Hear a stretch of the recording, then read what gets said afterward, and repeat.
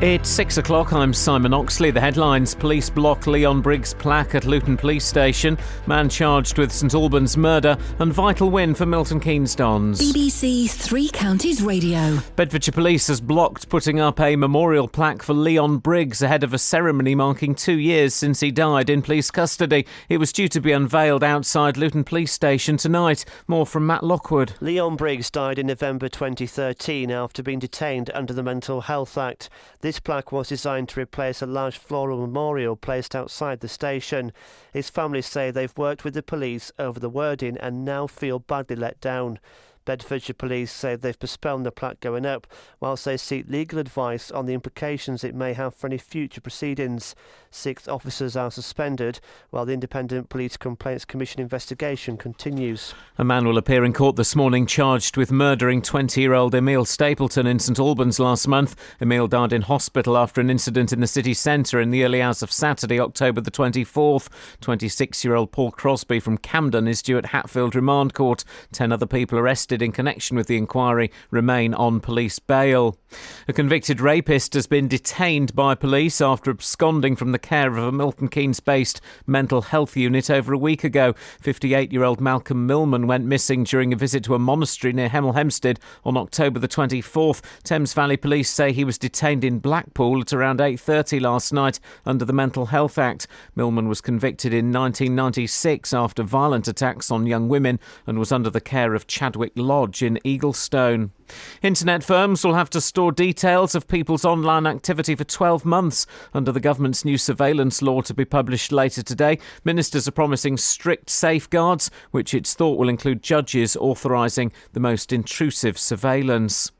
MPs will debate police funding today, with one of the most senior police chiefs in the country saying she's worried about the future of Bedfordshire Police. Bed's Police Commissioner Ollie Martins says he would welcome sponsorship of uniforms and police cars to help boost finances. The force is also said to be considering using speed cameras to enforce the 70 miles per hour speed limit on the M1 to raise revenue.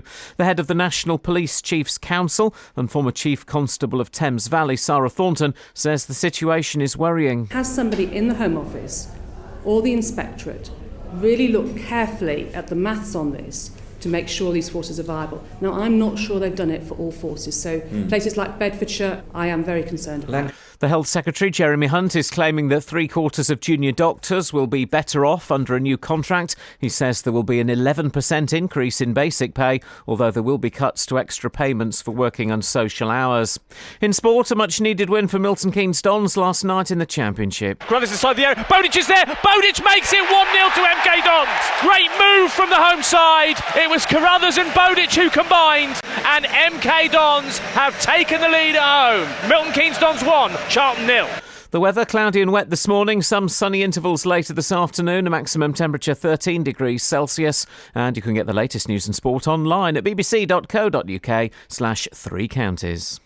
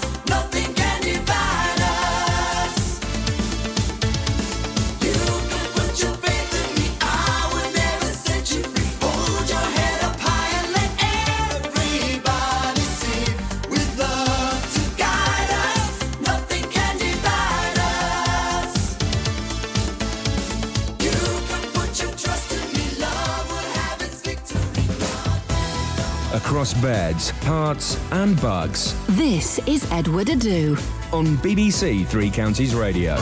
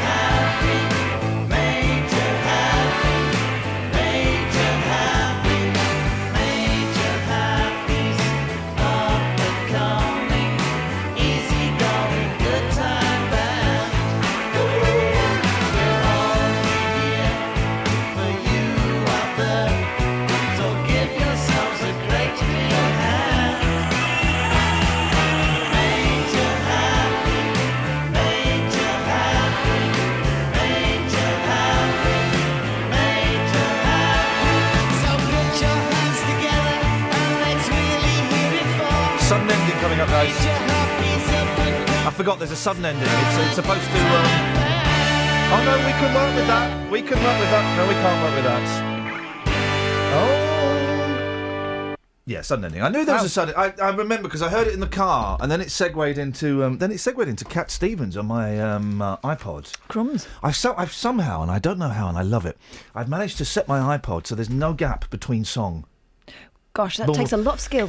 Well, I don't know how it's worked, but it's brilliant. So I've got lots of live concerts. So you'll have like the Beach Boys singing Surfing USA, and then they go, all right, and then we're going to slow it down with a ballad, and then it cuts into, oh, I don't know, Lordy singing Hallelujah Rock and Roll, or whatever their song was that they did for the... And without my computer today, normally got my computer, as you know, I've been having a nightmare, and it really is, I mean, I can't think of a situation worse than this. Trying to update my iTunes and put all my music in one place. Well, it completely balls it up. So I've had to reset it, and at 6 o'clock last night, I started uploading my 36,000 songs onto my iTunes again. At 4 o'clock this morning, I woke up, it was about halfway through it. Yeah. Never mind, we've put them in manually. And we started with Jason Donovan because it popped up on my iPod, and I felt ashamed, but also elated to hear it. And I thought, I'm going to come in and I'm going to ask Kath to put that in the show, and I felt embarrassed to say it.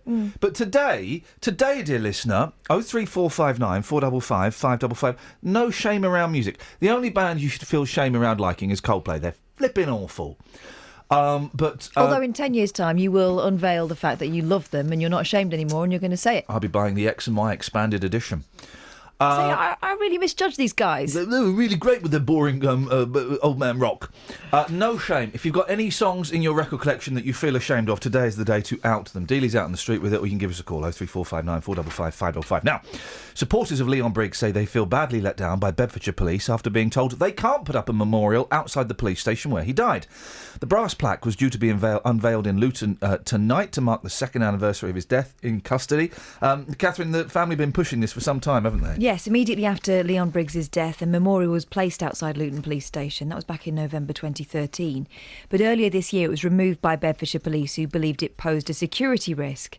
Now, the family of Leon Briggs were angry with that decision, but they agreed to the removal on the basis that a plaque would be put up in his memory instead. Now, last month, the family showed the police what they'd come up with at a meeting. Officers asked for some amendments, which the family cooperated with, and they agreed to remove the following words. They put "no justice, no peace," and J4 4L, Justice for Leon, from the plaque. So it means that all that it will read is R.I.P. Leon Briggs, 4th of November 2013. Now, at the end of that meeting, the family were told it could be temporarily installed at Luton Police Station today on the second anniversary of Leon's death. So, what has changed? Well, Liberty Louise, who we'll be speaking to in about an hour's time, she's from the Justice for Leon group and says that this week they got a call from Bedfordshire Police saying that a legal issue had been brought to their attention and it couldn't go up as planned. The family see this as a betrayal, as they fully cooperated with the police about the plaque from the start. They said they've done what the police asked them to. But a ceremony to mark 2 years of since Leon's death will go ahead tonight as planned, with or without the plaque. What more have the police said? Well, in a statement, the Assistant Chief Constable Mark Collins said, "We've been speaking to Mr Briggs' family and had initially agreed for them to place a plaque in his memory outside Luton Police Station. However, a legal issue's been brought to our attention around the placing of the plaque and any potential prejudice it could bring to any future legal proceedings. It's only right we consider these issues. However, with the anniversary of Mr Briggs' death this week, the timing is regrettable and I would apologise to the family and friends for any upset this has caused. I would stress, though, that we're not ruling out the placing of a plaque at a future date. However, it's in the best interest of all parties concerned that a potential legal implications are fully explored before it's agreed."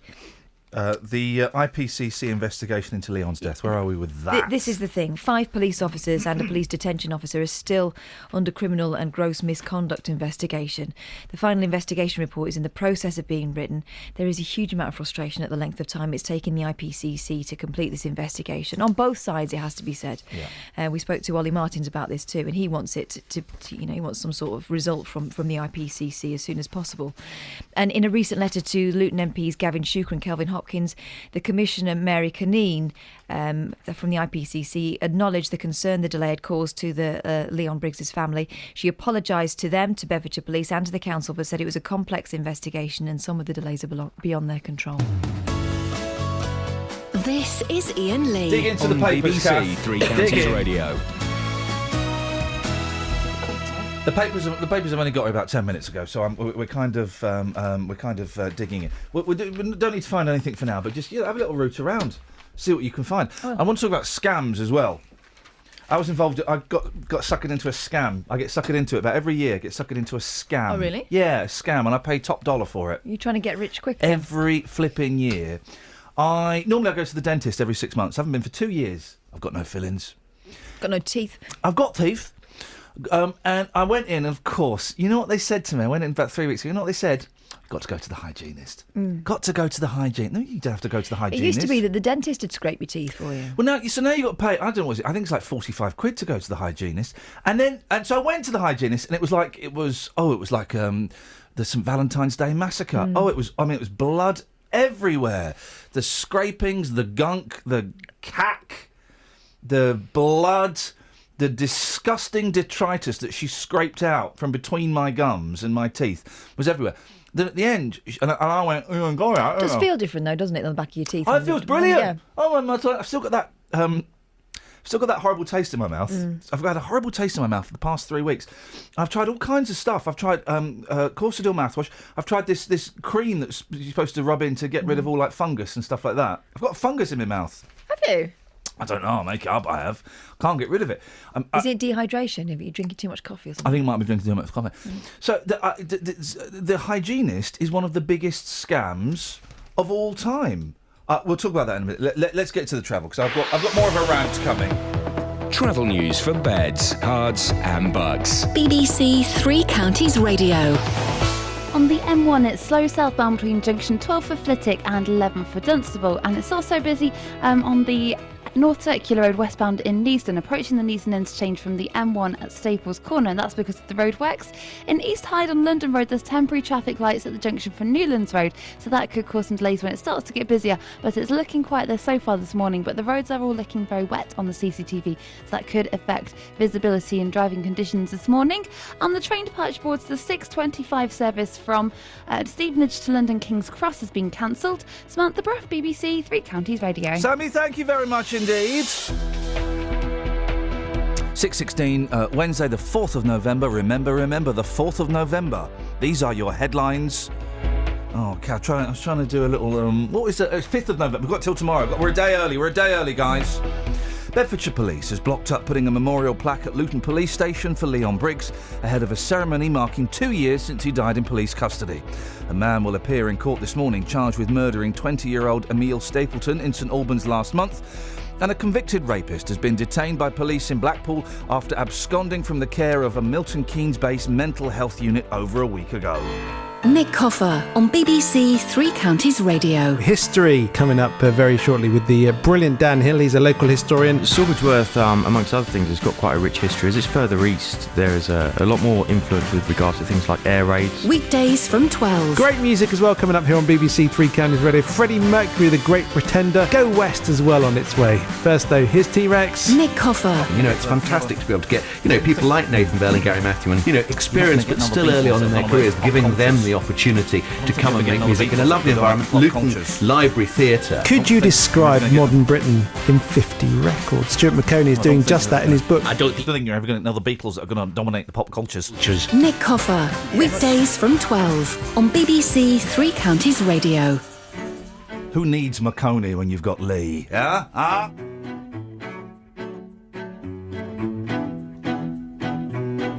$350 cities in the world, just 30 teeth inside of our heads. These are the limits to our experience. It's scary, but it's alright, and everything is finite.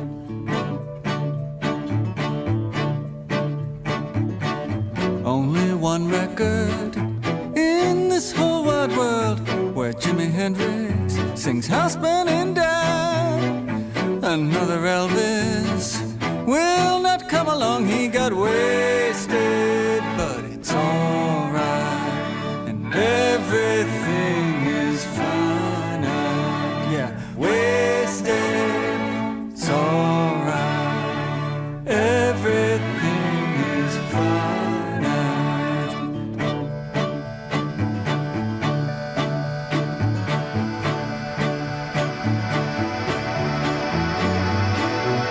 Just a baby in my daddy's arms who will protect me from these women's charms. I'm 6 foot tall, but I can barely speak. My mind goes crazy when the taste is sweet. Well, we've known each other 8 years and 20 days. It's terrifying, it's beautiful too.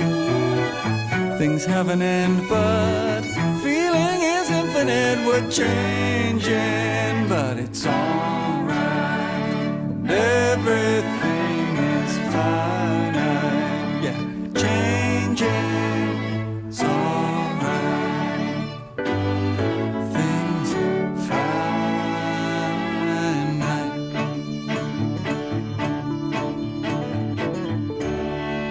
Have some of that. Have me some of that. 03459 455 555. Dealey! Good morning, geezer. We're trying to get rid of this morning the shame that we have around some music. We started off with Jason Donovan. Oh, that was wonderful. It's a cracking song. I'll be honest, the production's a little bit limp. What I would love, and they've got the technology to do this now, what I'd love is if they, the Stock Aitken and indeed the Waterman went back in the studio, stripped off the backing track, so you just got the vocal.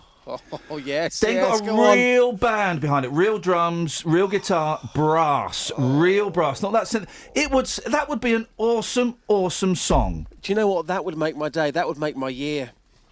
It would. I'd buy that. I'd buy that for $1. Yeah. So this morning we want to know songs that you like, but actually you're a little bit ashamed of liking. There's no. Well, I guess they used to be called the guilty pleasures, but I think this is even more than guilt. This is actual shame. I think so. Feel. I'm going to give you, instead of just a song, I'm going to give you an artist. Oh, buddy, come on. Somebody that I've loved for years. Yep. I think his music is absolutely fantastic. I've interviewed him as well. Really nice guy. Neil Sedaka. Ladies and gentlemen, Mr. Neil Sedaka. Come on. The campest married man in the world. It's funny, Justin, you must have special powers, because the person I was going to suggest is almost like an anagram of Neil Sedaka. Seydan Le Bon. Would it be... John Cicada.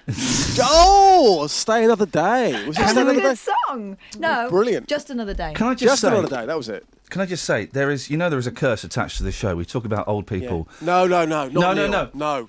Cicada. No, not Cicada. When you said Sedaka, little tingle in the back of my neck. Let's just watch the news wires over this. No, it's not going to happen. If you think positive, Neil Sedaka is an absolute legend. And why is it? If you say to somebody, what music do you like? There must be so many Sedaka fans out there that would never admit that they love his music. Well, Sedaka, of course, was like one of the first kind of pop stars in the 1950s, songwriter. And then he became like hits on his own. And then the Beatles came and they smashed Sedaka. And he couldn't get a hit or a recording contract. So he moved over here. And he started playing the working men's... I saw a brilliant documentary about him. He started playing the working men's clubs up north, doing the hits and stuff, until Elton John went, flipping it, you're Neil Sedaka, and he gave him a record contract. He's also a member of another elite gang of musicians, not just the ones you're slightly Beards. ashamed of. No, men who sound like women. I think there's a very feminine quality to his voice. Prince. Oh, I hear laughter in the rain, walking hand in hand He's with girlish. Yeah, Isn't he girlish? He's good. He's good. There's some brilliant Sedaka footage on YouTube. If you want to see a short, fat, round man in dungarees, I think he's in. I'm sure I remember him being in pink dungarees. I'll find it when we play the next song. The next song, by the way, Justin, Julian Lennon, Too Late for Goodbyes. Oh, what a track! Working it. There's footage of Sedaka in the 70s. I'm sure he's in pink dungarees. And he's playing the song at the piano, and then there's an instrumental break. So he gets up and he dances. Oh, no. I'm going to dig that out. Please. Speaking of music, Justin. Yes, boss. A Luton jazz club is at the centre of a row over reasonable noise levels. The Bear Club... This is happening all over the country to small music venues. I don't like jazz, couldn't give a stuff about jazz, but... I do like small music venues. Don't go anymore, but I know they were important to me when I was younger. The old Troughton and Windsor guys. Aye. They were important to me when they were younger, and they are important to bands that are either coming up or going back down. Well, there's nothing like this in Luton, and if you look online, I know we don't take news from social media, but everyone's kicking off about it because they love it there. The Bear Club is about to be issued, this is happening all across the country, and I do think it's shameful, is to be issued with a noise abatement order, despite the fact it isn't the only live music venue in the street. The other, the Hat Factory, has links with Luton Borough Council. Yes, I wonder. Dealey, you got the details. This all kicked off before the order has been issued. But explain what's going on, Justin. Well, the owner is a guy called Justin Doherty, who is currently out of the country, but he's been told he will be receiving this notice on his return.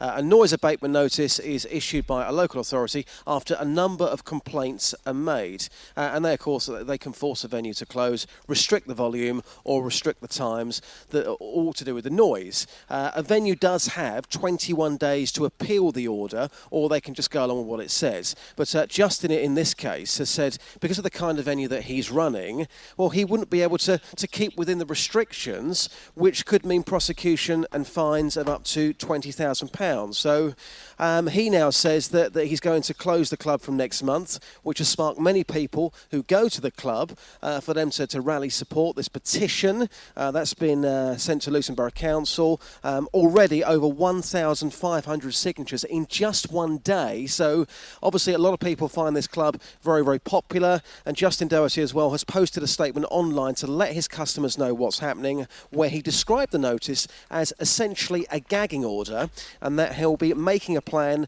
once they actually see the notice. The club will be closing on the 14th of November. So that's what's going to be happening. And Catherine says about social media, a lot of people have been on there. They can't understand what exactly is going on here, really. How long's it been? Do we know how long it's been there, Kath? It's quite new, I think. Right, okay. What's the council's response? Well, guess what? They say they can't make comment on individual cases. Yes, you can! Yes, you can! That's such bullshit. Of course you can. But they haven't issued the notice yet. Yeah. Issue this notice, and I'm raising my middle finger, Justin. They say they can't comment on individual cases that could lead to legal action, but that here comes the interesting bit, but that excessive noise can make life a misery, and everybody has a right to live in their home without suffering a noise nuisance. They also say that when they are satisfied that a noise nuisance exists, they have a duty to serve an abatement notice requiring a venue to stop causing the nuisance. The thing is, it goes on. Yeah, Sean Timoney, who's the deputy leader, did speak out again on Twitter, and she said the notice that we're given does not mean they have to close. Yes, but, what the owner's saying is it's all very well serving a notice like that, but if you're going to serve that notice, how can they run a club with the kind of limitations which they've been given, which means they're going to have to close He's the not club. seen it yet. He doesn't know what the restrictions are. I mean, there's an assumption there, isn't there? I can see both. But I can see both sides of the story. You don't want to live next to somewhere that's noisy. And if it's new, if it's been there like 30 years, you don't move next to a place that's noisy. If it's new, okay. But I can also see that he's perhaps stirring it a little bit to try. Without having seen the order. You don't quite know that it's going to force you to close, so maybe he's stirring it, and maybe there's other things going on. Hard to know without being able to speak to him, isn't it? Isn't it hard to know? And do you like my word stirring? It reminds me of someone. He's out of the country, but sadly, you think that the phones would exist where he is at the moment, but yeah, America. apparently. It's in America. Yeah, phones do exist in America, guys. Shameful music. Scott's got a good one. On Twitter, I'm ashamed of loving Bryan Adams and Mel C's duet. Yeah, I like that. I've got a soft spot. Do you know? But in America, is someone else doing the Mel C bit? What? Yeah, I'm sure. Right? You're saying to me they were never in the studio together. They do. I'm sure I've got this right. Okay, they do this with Disney films. Is that they'll regionalise them, i.e. With the Disney films, there'll be like a character that has one song and is kind of hidden away a bit. And in England, it'll be an English person. In America, it'll be an American person. And I'm sure that with the Mel C song, there is a version that he does. I'm going to say with Janet Jackson. It's someone like that. I'm sure it is. Let me have a look. I have got a soft spot for Mel C. Yeah. I think her song. I quite like her solo stuff, and I interviewed her years ago. Right, in real life, Justin. She is stunning. Well, we met, didn't we, at the Radio Academy Awards? Yeah, she's lovely. stunning. She came up to me. 10 out of 10. Ian, how's it going? She came up to me. Remember that? Were you there, Kath? Yeah, I was Did there. I tell you that? Mel C came up to me. All right, Ian, how you doing? Yeah, that's right. Spice Girl came up to me. She's got beautiful eyes. I've got a soft spot for the Mel C genre. She's got her own genre. It's soft rock. Dealey, take it to the streets. I'll talk to you in a bit. Cheers. Cheers, my dears. Ta-ta. Travel news for beds, cards and bugs. BBC Three Counties Radio. On the M1 southbound, it's quite slow from junction 10 for... I've lost the screen. It's gone away. I'm looking at the map. It's Sammy, quite tense. It's very tense. Gone away. Well, listen. We can just pretend this never happened and move on. Yeah, don't make stuff Can up. we? Yeah. Well, that I was trying to remember it from the last time. Hang on, No, I've got the screen Sammy, back. I've got the screen back. You've I've got the embarrassed screen yourself.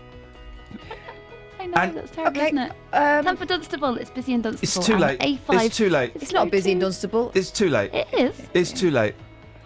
It's too late. Let's forget this ever happened. This is uncomfortable for everybody involved, myself included. And it's not busy in Dunstable. I can look out the window. There's nothing there. Well, it is on the A. Can you see the A5?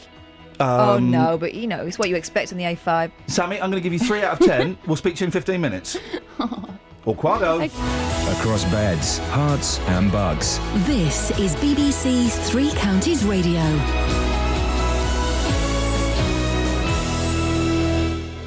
It's 6:30. I'm Simon Oxley. Bedfordshire Police has blocked putting up a memorial plaque at Luton Police Station for Leon Briggs ahead of a ceremony marking 2 years since he died in police custody.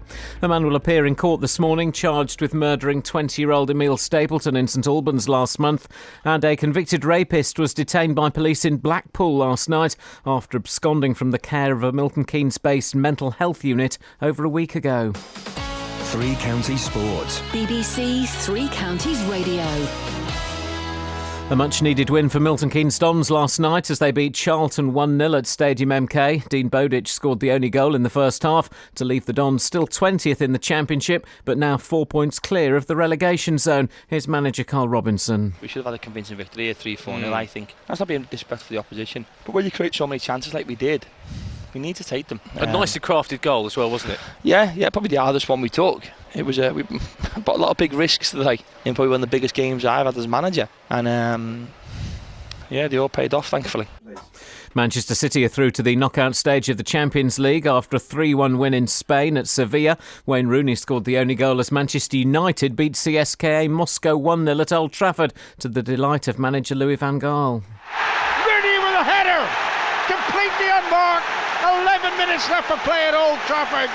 Wayne is Wayne, and he shall always contribute in a game. I'm very happy because I put him again in the striker's position, and then he scored, and it was a fantastic goal. Tonight, Arsenal visit Bayern Munich, Chelsea host Dynamo Kiev. Stevenage have confirmed that manager Teddy Sheringham won't be coming out of retirement to play in the Hearts Senior Cup at Welwyn Garden City tonight. The club say that the 49-year-old former England striker and his assistant Kevin Watson were both registered as a precaution. And England have taken an early wicket on day 4 of the third and final test in Sharjah. A short while ago, Pakistan were 160 for 4. That's a lead of 88. BBC Three Counties News and Sport. The next full bulletin at 7.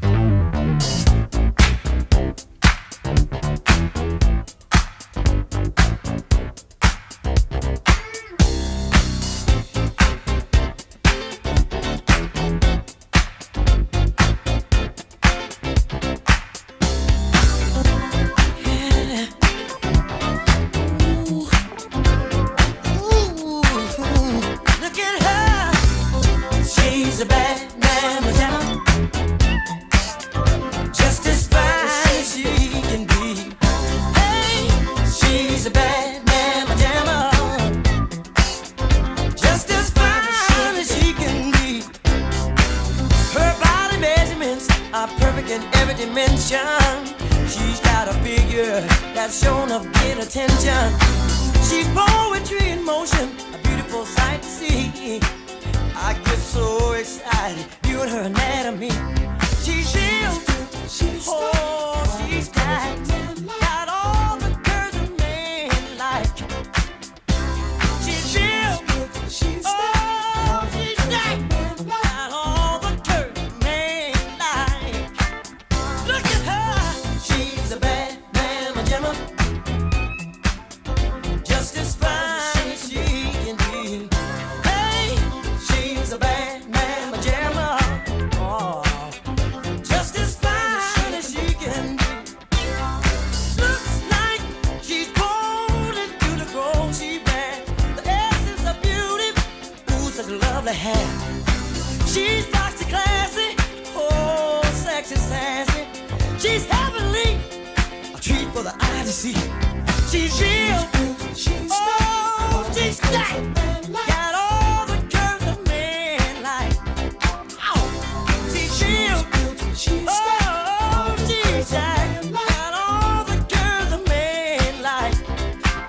Ooh, she's a bad mamma jamma. Ooh, she's bad, just as fine as she can be. Hey, she's a bad mamma jamma, just as fine as she can be.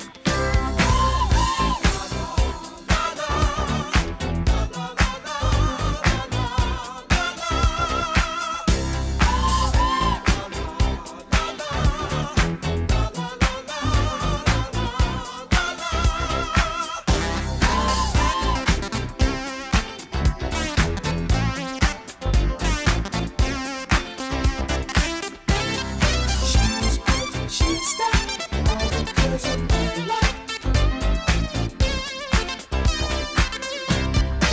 Her body measurements are perfect in every dimension. She's got a figure that's shown a bit of attention. She's poetry in motion, beautiful sight to see. I get so excited viewing her anatomy. She's real, oh, she's stacked, got all the curves a man like. She's real, oh, she's tight, got all the curves a man like. Look at her, she's a bad man, just as fine as she can. You dirty Northerners.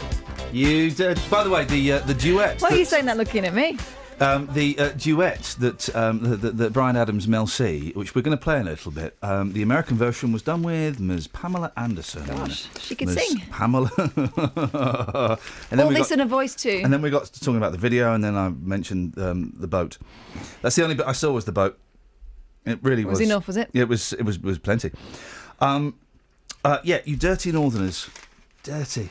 Do you know why you're dirty? I'll tell you why. Smoking our heads off. Yeah. Northern Lights is the headline, which is brilliant.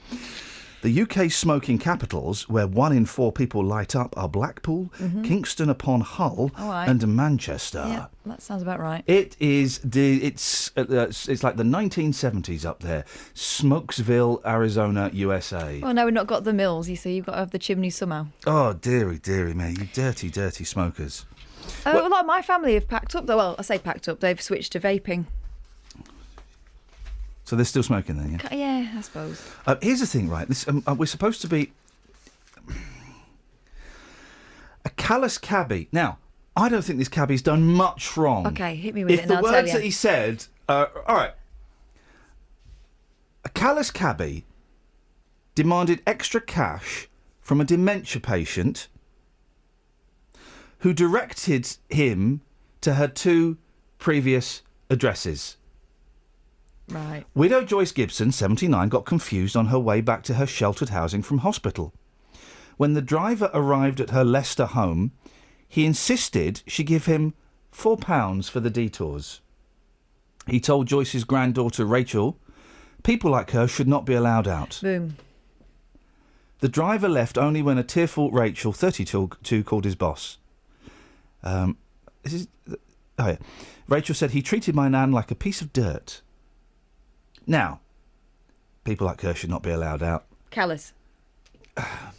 You could have rephrased that with people like her should not be allowed out without help. Why weren't you with her? Without help. But I don't have a problem with him asking for the extra £4. I don't see what the problem is. What's... Really? Yeah. You wouldn't, though. Well, I wouldn't, but £4... Exactly, so why wouldn't you? Because I can afford to lose £4. Right. This fella quite possibly couldn't, and it's his job. So he's supposed to offer like an ambulance service for dementia patients. No, but I mean it doesn't happen every day. For heaven's sake. All right. Does he know? A, he doesn't know that she's got dementia, and B, she's an old lady who made a mistake twice. Yeah. She took him that to should be a little flag for you, shouldn't it? Yeah, a little flag said, "Do you know what? Get out." If it was kids doing it. Oh, it's here. Oh, no, it's not. It's around the corner. Oh, that's no, different. It's not. Oh, come on, that's different. This fella, it's his job. Gosh, you're so cold. No, I'm not cold. I just think that if you work, you should get paid for the work that you do. And she yeah, muffed up. absolutely. But I and wouldn't want to take money off someone who was having a struggling like that. I blame Rachel, the granddaughter. I do think, Rachel should have dipped her hand in her pocket and said, "I'm really sorry for the confusion." Rachel should have met from hospital. How much should have happened? No. Yeah. She should have gone with her. Rachel should have put her hand in the pocket and said, "I'm really sorry, drive. Was it an extra £4? Yeah, not. Hang on a minute. Here you go. Here's a £5. But that's down to Rachel to offer. You shouldn't be demanding it. What the flipping it? Why don't you just go? What? Of course, you should be demanding it. Oh no, come on. He has to charge for. I know, but she's not well. She's not well. So what? It's part of her condition. Yeah, part of his condition is he gets paid for driving people to places, and if they take him to the wrong place, he's allowed to charge a few extra quid. No, it's like if you had a pregnant woman in the back of the car. Yeah, and go on, where's this going? Right, and her water's broke. Yep. Again, not her fault. Yep. Part of her condition. She's not done it on purpose. Yep, I'd ask for the cleaning. Charging her for the cleaning. Yes, completely. Completely! Now, I think I would offer if I was the pregnant woman in question. But it's a bit tight to ask, isn't it? Can we put this out there? Because I genuinely, here's an old boy. Dennis? Yes, good morning. This driver's right, isn't he, to ask for the extra £4? Correct, because I didn't, when I was taxiing, I had to... Here we go, when he was taxiing with, what was it, Louis? Who did you used to know, Louis Gossett Jr.? No, somebody spewed up in my car when I was taking Don something. Cheney. I stopped the car, turfed the bloke out and told him I wasn't moving an inch until he'd cleaned the car Yeah, out. but throwing up is something different. Well, you brought up water's breaking. Yeah, but... It's an illness. Right, why did he throw up? Was he drunk? Or was he... Naturally. Right, OK, so, yeah, his own fault. But anyway, I object to him... Yeah, she got pregnant. Her own fault. Wow. Her own fault. To quote Mr. Carl, put something on the end of it. I think he means a condom.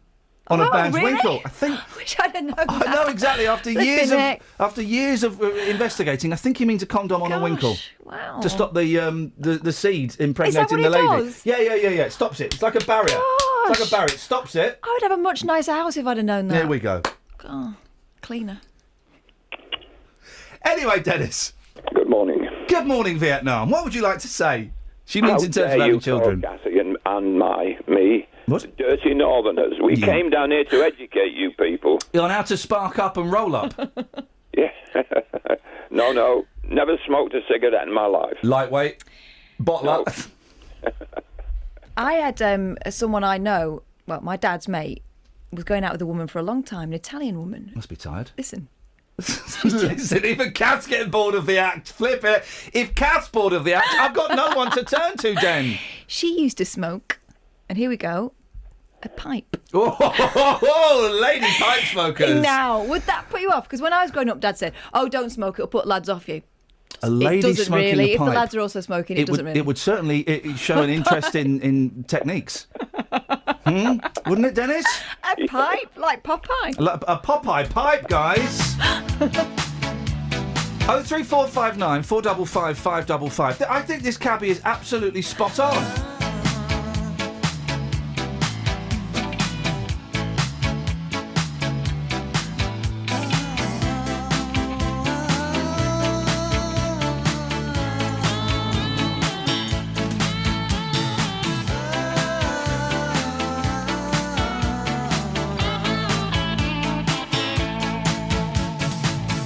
Ever since you've been leaving me, I've been wanting to cry.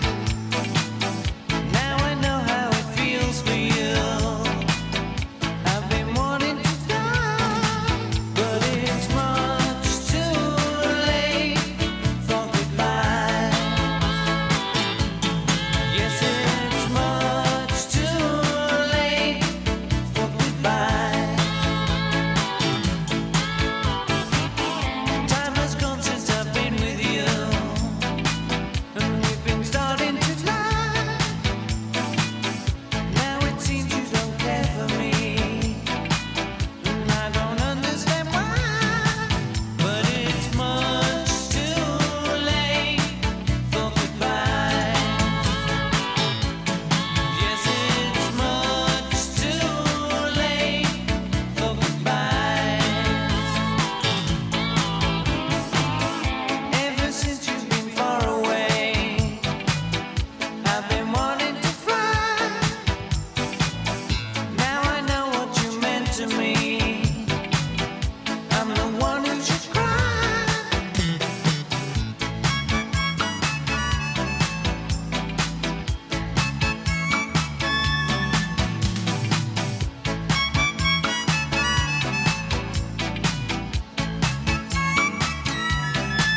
And it's much too late for goodbye. Yes, it's much too late for goodbye. Ever since you've been leaving me, I've been wanting to cry. Now I know how it feels for you. I've been wanting to die, and it's much too late for goodbye. Yes, it's much too late for goodbye.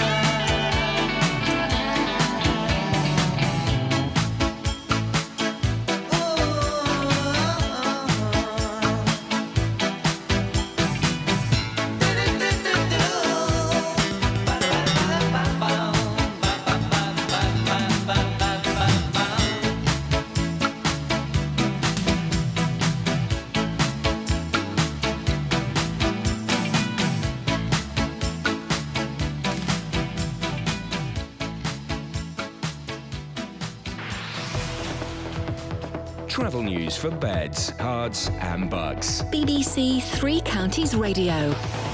It's slow on the M1 southbound from junction 12 for Flitwick to 11 for Dunstable, and the A1M southbound's also looking very busy around junction 7 for the A602 at Stevenage. On the A1M, it's busy southbound between junction 2 for Welham Green and the M25 at South Mims, and on the North Orbital Road as well, it's busy at the M25 junction 21A roundabouts. In Borehamwood, the A1 is busy southbound from the Holiday Inn towards Mill Hill Circus, heading through Stirling and Apex corners. And looking at the train departure boards, the 6:53 service from Milton Keynes Central to London Euston is delayed by half an hour. Samantha Bruff, BBC Three Counties Radio. There we go, Sammy. Get back on that horse and ride, baby, ride. 6:46, these are your headlines on BBC Three Counties Radio. Bedfordshire Police has blocked putting up a memorial plaque at Luton Police Station for Leon Briggs ahead of a ceremony marking 2 years since he died in police custody. A man will appear in court this morning charged with murdering 20-year-old Emil Stapleton in St Albans last month. And a convicted rapist has been detained by police in Blackpool after absconding from the care of a Milton Keynes-based mental health unit over a week ago. Let's get the Wev! Beds, Hearts and Bucks weather. BBC Three Counties Radio. Good morning. A little bit of mist out there this morning. It is gradually lifting, but it is a rather grey and wet start. Our weather watcher Simon says this as well, coming from Hockerill. We've got some light rain out there and it's pushing across all three counties. Some heavier bursts mixed in there as well. And we could see these showers throughout much of the day, gradually becoming a bit fewer and further between through the afternoon. And it's staying mild as well. Despite the cloud and the rain, we're looking at a maximum of 14 Celsius. Overnight tonight, further showers expected, but again the middle part becoming a bit drier. We could see the cloud part a little, and if we do, we could get a bit of mist developing there as well. Minimum temperature 10 Celsius for tomorrow, more of the same. May get a bit of brightness at first, but predominantly cloudy and some rain pushing across all three counties again. Staying mild tomorrow though, with a maximum of 15 Celsius. That's your forecast. They've made us all part of it, the Weather Watchers! Imagine having your own personal newsreader. It's 10:52 and the latest headline It's is... now 12:09. Police in MK looking for hit-and-run bike rider. With our new local live service, you don't have to imagine anymore. Beds, Hearts and Bucks Live is available on your phone, laptop and tablet and keeps you up to date with the latest news, sport... Milton Keynes Dons have announced that Keith Andrews has retired as a player to become first-team coach at Stadium MK. Travel... Still got this closure in at Buntingford. Weather... We may get some hazy sunshine by the end of the afternoon. And everything across Beds, Hearts and Bucks. Police in Hertfordshire say missing 83-year-old from Letchworth has been found safe and well in Ashwell. To make sure you're up to date with everything locally, go to bbc.co.uk/3 counties and follow the links. Beds, Hearts and Bucks Live, wherever you are and whenever you need it.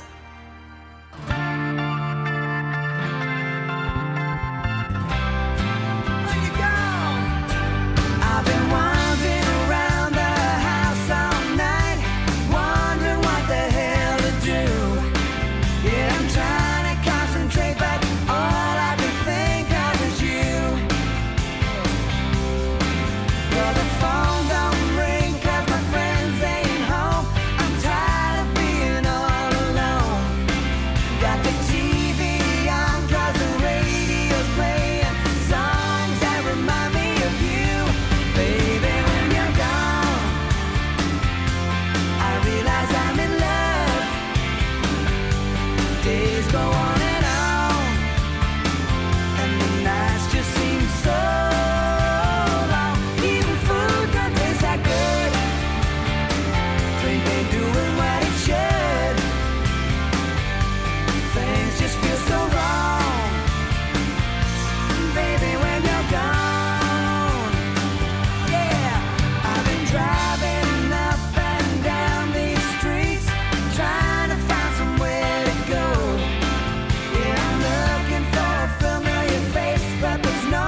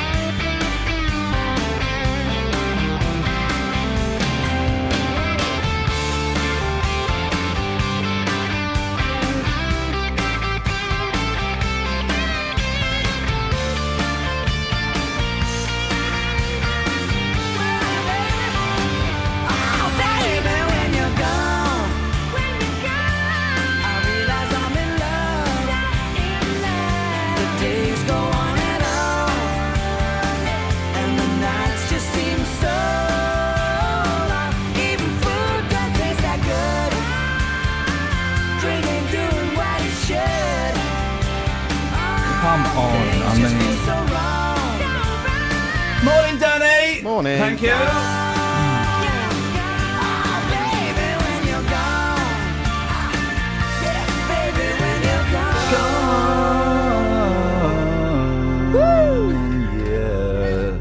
Mel C. Good song, huh? Oh, beautiful, beautiful song. Boydie's got a story to that song. She was I have. dumped on.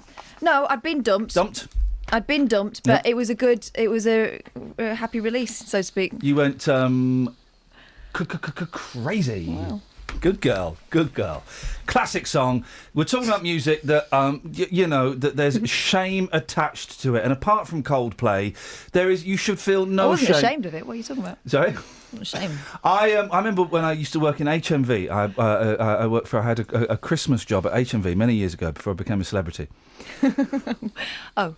And they all used to laugh at me. I said, I'm going to be an actor. Yeah, okay. Well, we think you make great management material. Why? I filled in the application form for the job at HMV, and the boss, I took the job because he reminded me of a bloke called Jason who'd been in college the year above me. Sorry? Are you vaping, Joss? Sorry? I can hear you breathing really heavily. No. It's just the streets. And he said, I really enjoyed your application form. I've been really looking forward to meeting you. Enjoyed it? Yeah, because when I applied for jobs, I wrote flipping excellent application form. I mean, really, I went to town on it. I was a bright lad. And he said, I've been really looking forward to meeting you. Your application form is the best I've seen. I took it home to show my wife. That's how good I was. Then they accused me of stealing money, which I hadn't actually done. It was a dodgy Arab that was going around doing a con on people. So please, thank you. Anyway, you're right, Josh. A bit harsh to blame the dodgy Arab. There was a con going around that no one ever explained to me, where a dodgy Arab which was in Slough, would come into a shop. Have you got proof of the dodgy Arab? There will be CCTV footage, right? He'd go into shops, right? It was two men, and I never knew what the con was, with a £50 note, and they'd come out with like £100. And I don't know how it worked. And they thought I was involved in that. Anyway, what was that TV show? They used to go on. They used to go into bars and places and play tricks like that on people. It's on BBC Three. Chances. Real Hustle. No, The Real Hustle. It's brilliant. It was absolutely brilliant. I was on that. Were you? They did Celebrity Real Hustle, right? And I was on it. Again, I mean, it was. I know. I mean, belt on the barrel, but it paid quite well. It was brilliant. What we did, right, is they didn't tell you what you're going to do, and I had to meet them around the back of some shops, right? And there's the three of them. The girl wasn't involved, but she was there to explain it, right? And I had the two lads, and they said, right, what we're going to do. It was brilliant. I put on a fluorescent jacket. You've got a fluorescent jacket on. You can get in anywhere. Yep. We went up to this girl's house, right? We knocked on the door, right? And one of them said, yeah, there's a problem with the water. We've come to check the water. Is it all right if we come in? She went, yeah, of course it is. Right? They stayed downstairs, and my part was I had to take her upstairs, right, into the bathroom and turn the taps on, right? And then while I was upstairs, the other two were nicking Xbox, PlayStation. They put it all into these sacks, right? And when they'd done, they go, all right, we're ready. And I then had to go, right, they've just put some dye in. I'm going to go downstairs and check. When the water starts turning purple, can you shout out? We legged it downstairs, jumped in the van and drove off with all their stuff. It was the most... That's quite a common con, isn't it? And at the end, they film you and they go, right, describe how it felt. And I went, it was a rush. I loved it. It was the most exciting thing ever. They went, yeah, could you do it again, but with a bit of remorse? Oh, it was brilliant. Anyway, we've got Caller, we've got you, Justin. Music that we shouldn't be ashamed of, yet somehow we are. You've taken this to the streets. Yeah, music you're ashamed of. Also music you would never admit to anybody that you love, especially now. Here's what the streets had to say. Neil Diamond. Not these days, no. not where I work, no. So if you went and you said, right, do you know what, guys, I love Neil Diamond, what do you think would happen? The reaction I get at work, they just laugh at me. Anybody else you want to put in that list? Girls Aloud. Happy Hardcore. Smiley faces and all the T-shirts and all that, and, white gloves. Probably Girls Aloud. Girls Aloud? Yeah. Who's your favourite member of Girls Aloud? I know it's a tough question. I know it's early in the morning, but when you think about it, you can come up with the answer. Who's your favourite girl? Sarah Harding. Can I ask why? It's the blonde hair. Thanks for getting deep on the streets. No worries at all.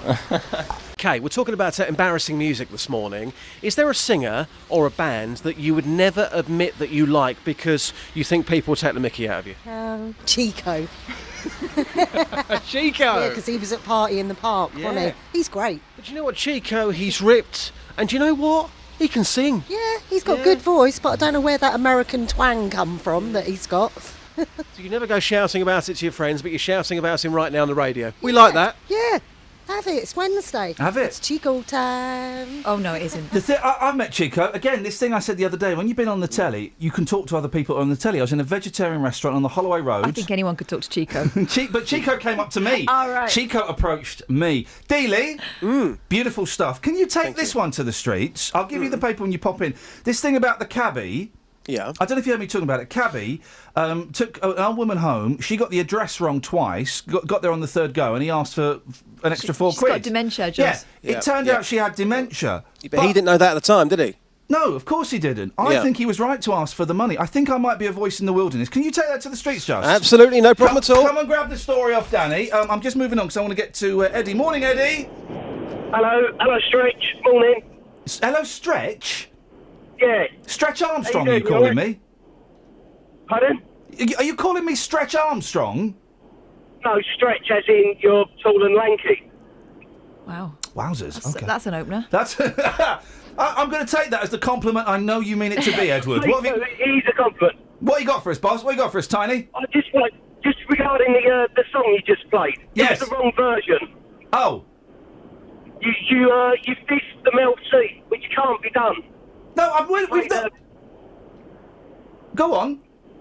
You played the Pamela Anderson version, I believe. That was the Mel C version, you plum. No, it was not Mel. That was not the Mel C. Yes, it was. It was the Mel C. That was not Mel C. That was Mel C. Look, I'm on the ball, okay?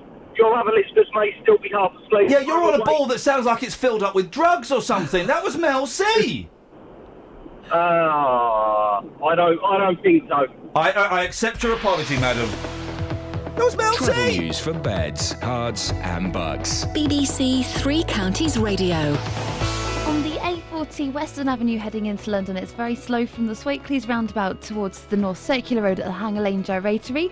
On the M25, it's busy anti-clockwise from junction 21 for the M1 to 19 for Watford, and it's also slow on the M1 southbound between junction 12 for Flitwick and 11 for Dunstable. The roads are looking very wet as well, so visibility could be a problem. On the train departure towards the 7:20 train from Hertford North to Moorgate has been cancelled. Samantha Bruff, BBC Three Counties Radio. Sammy, thank you very much indeed. That was Mel C. That was Sammy Bruff, but the song was Mel C. Seriously, I think this cabbie, it could have handled it slightly differently maybe, but I think he was absolutely right to ask for the £4. It's his job. Local and vocal across beds, hearts and bucks. This is BBC Three Counties Radio.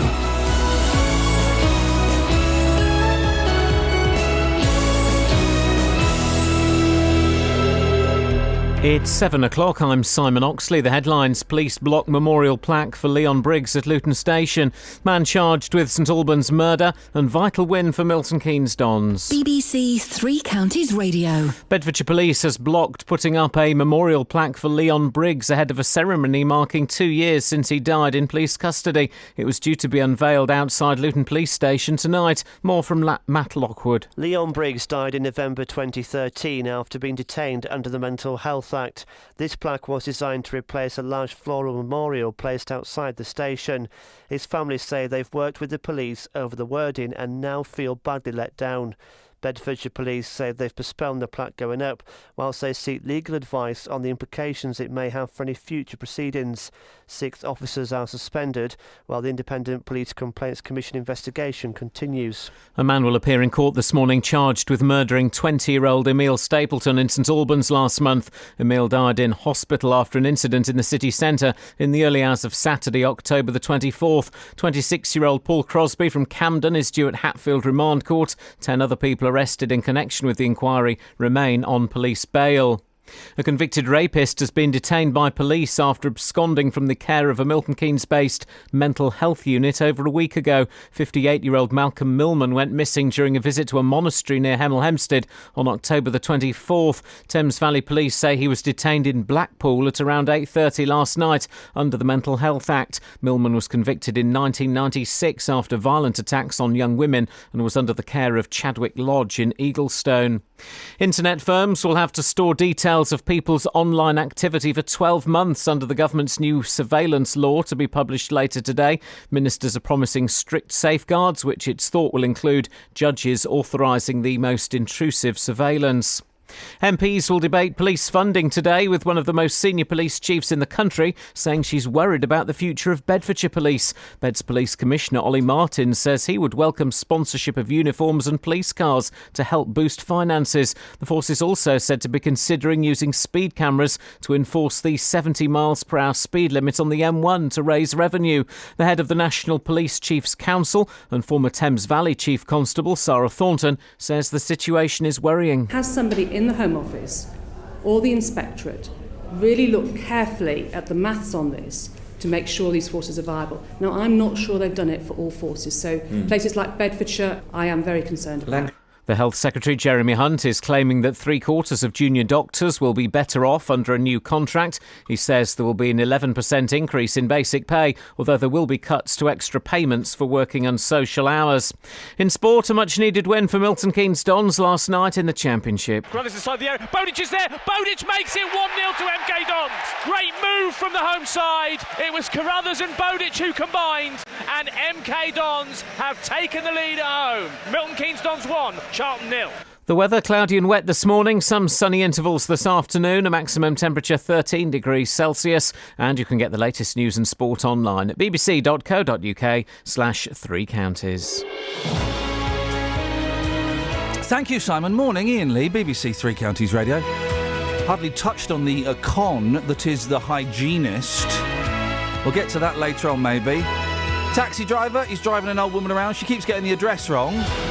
Third time they get there, he asks for an extra £4. Now, I don't see a problem with that. Oh, yeah, she's got dementia, but, I mean, is he medically trained? Is he supposed to know that? The person at the other end should have put their hand in their pocket. I'm the only person that thinks that. It feels like it.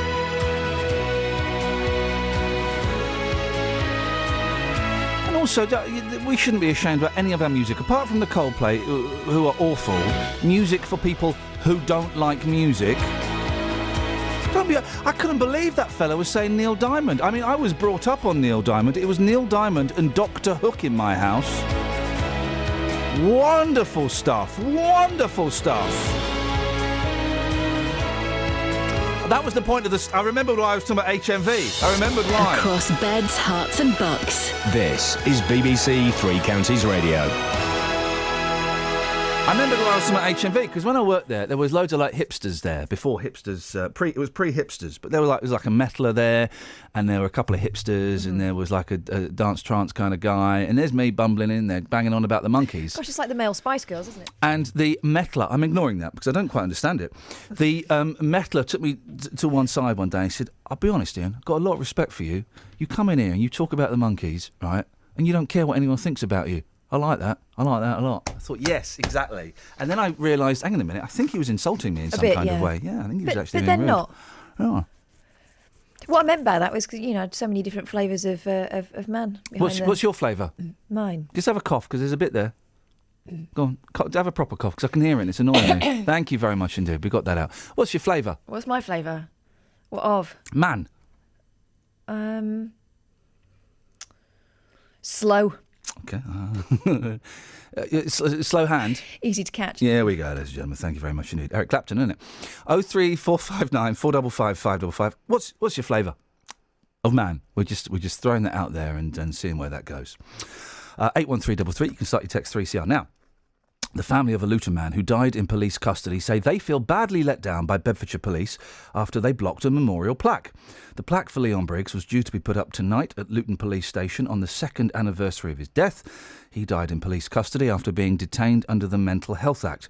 We can speak now to Liberty Louise from the Justice for Leon campaign group. Morning, Liberty. Good morning, Iain. So how long has this plaque been planned for? Well, initially, the memorial was taken down on the premise that a plaque would be put in its place. Otherwise, the memorial site, it wasn't going to be agreed that Leon's mum and daughter actually had to go down there to remove the teddy bears and everything. The memorial, for those who don't know, because I saw a picture of it, the memorial was bigger than a plaque. It could be described by some as being a little bit messy. And I say that with the greatest respect because I know the significance, but it was kind of, have I got this right, it was pictures and cards and flowers and teddies kind of just stuck to the front of the building. Is that right? Yeah, I kind of take a little bit of. I don't think that's correct in saying it was messy. No, I'm just. No, I'm going to tidy it up. Liberty, I'm going to say it again. Okay. No, Liberty. I'm going to say. That. No, some people could perceive it as being messy. I'm not saying that's necessarily what I think, but some people could perceive it as being messy. But not a terrorist risk. No. I didn't mention a terrorist risk. I'm saying some people could perceive it as being messy. That's what the police wanted it removed for, because it was perceived as a terrorist risk. Which, some people could perceive a pile of stuff piled outside a police station as being messy. They could perceive. They could do. There we go. So that was taken down. And when the plaque was discussed before that was taken down? Yes, it was. Yes, it was. It was discussed, to basically say, right, okay, this has to come down because it's a terrorist risk, but instead we'll have something to go up in its place, and that was what was agreed. Okay. And what was agreed for that would go on the plaque? Nothing was agreed that would actually go on the plaque, but I knew that that there couldn't be anything that pointed the finger at anybody, that it couldn't be, to be accusing anyone or to blame. And let's just get this straight: this plaque had nothing to do with the investigation. It wasn't trying to say this is going up because the police are at fault or they're guilty. It was completely separate from the investigation. This was something for the family to have to go, like they had the memorial site that was dignified. It didn't take up a whole wall. It was a plaque, the same as any other civilian would be remembered for dying at a certain area, would have a plaque or a memorial, which is what we thought was, at the end of the day, Leon was a human being. Mm. Some amendments were made, weren't they? No justice, no peace was asked to be removed. Yeah, that's right. And everybody was happy with that being taken. Because that could be seen as being slightly inflammatory, couldn't it? Yeah, it could. But at the end of the day, I was willing to compromise and put some of my feelings to one side.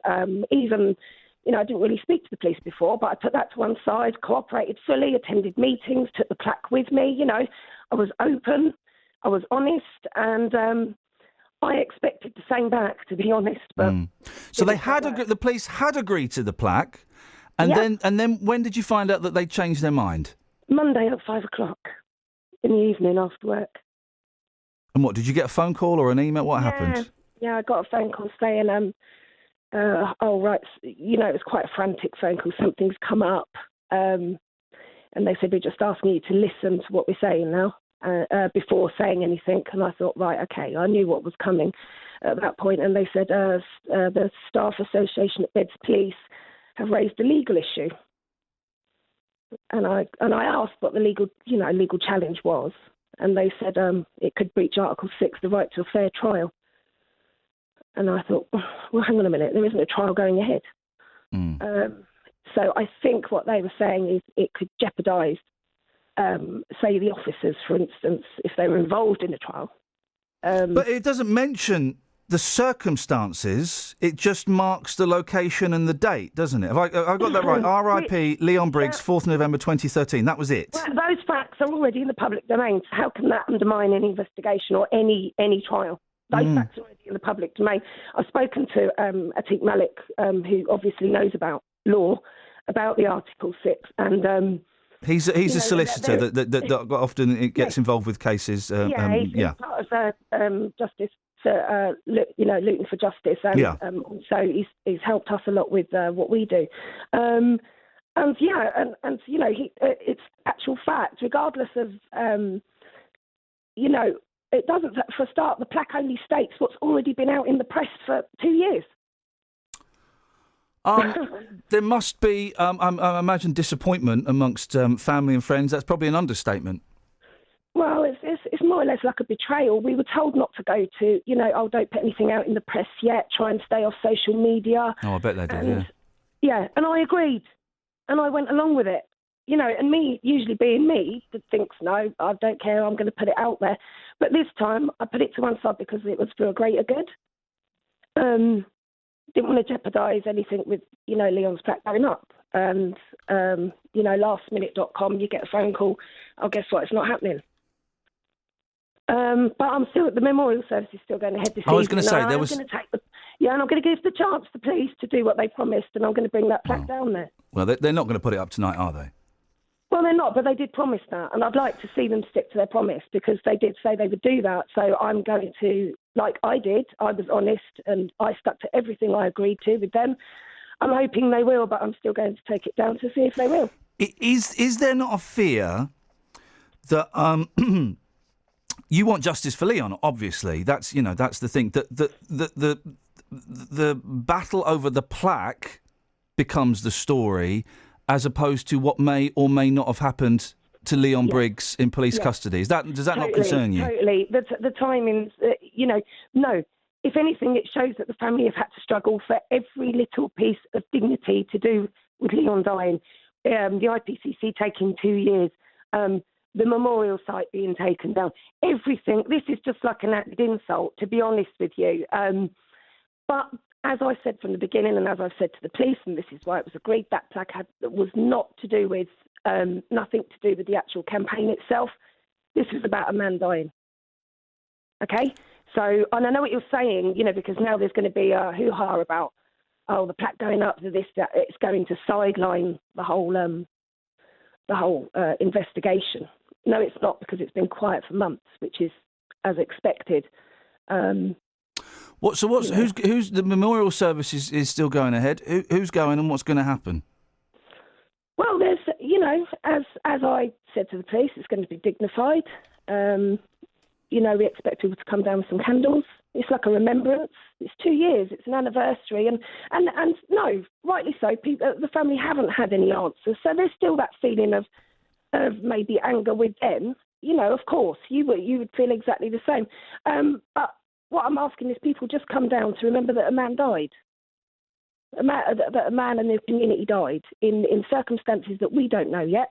We've got no idea what happened. The family have got no idea what happened. So it will be obviously, the community, people that care about what went on. So, and that somebody died. He was a father after all. I wish you a peaceful memorial, and I hope it all goes smoothly. You sound a bit doubtful there, Ian. No, not at all. No, not. It's interesting you interpret it as that, because no, not at all. Okay. Put a scarf on, though, because you're losing your voice. Yeah, I know. Put a scarf on. Wrap up warm. Thank you. Take care. Bye-bye. We'll speak soon. 03459 455 555. No, not doubtful at all. I genuinely wish them a peaceful service. It was interesting. I detected, I've spoken to Liberty several times before, and we've always gotten quite well. I detected a slight tone there. And maybe, I don't know why, maybe it's because, she feels betrayed by the police and other things, but there's no...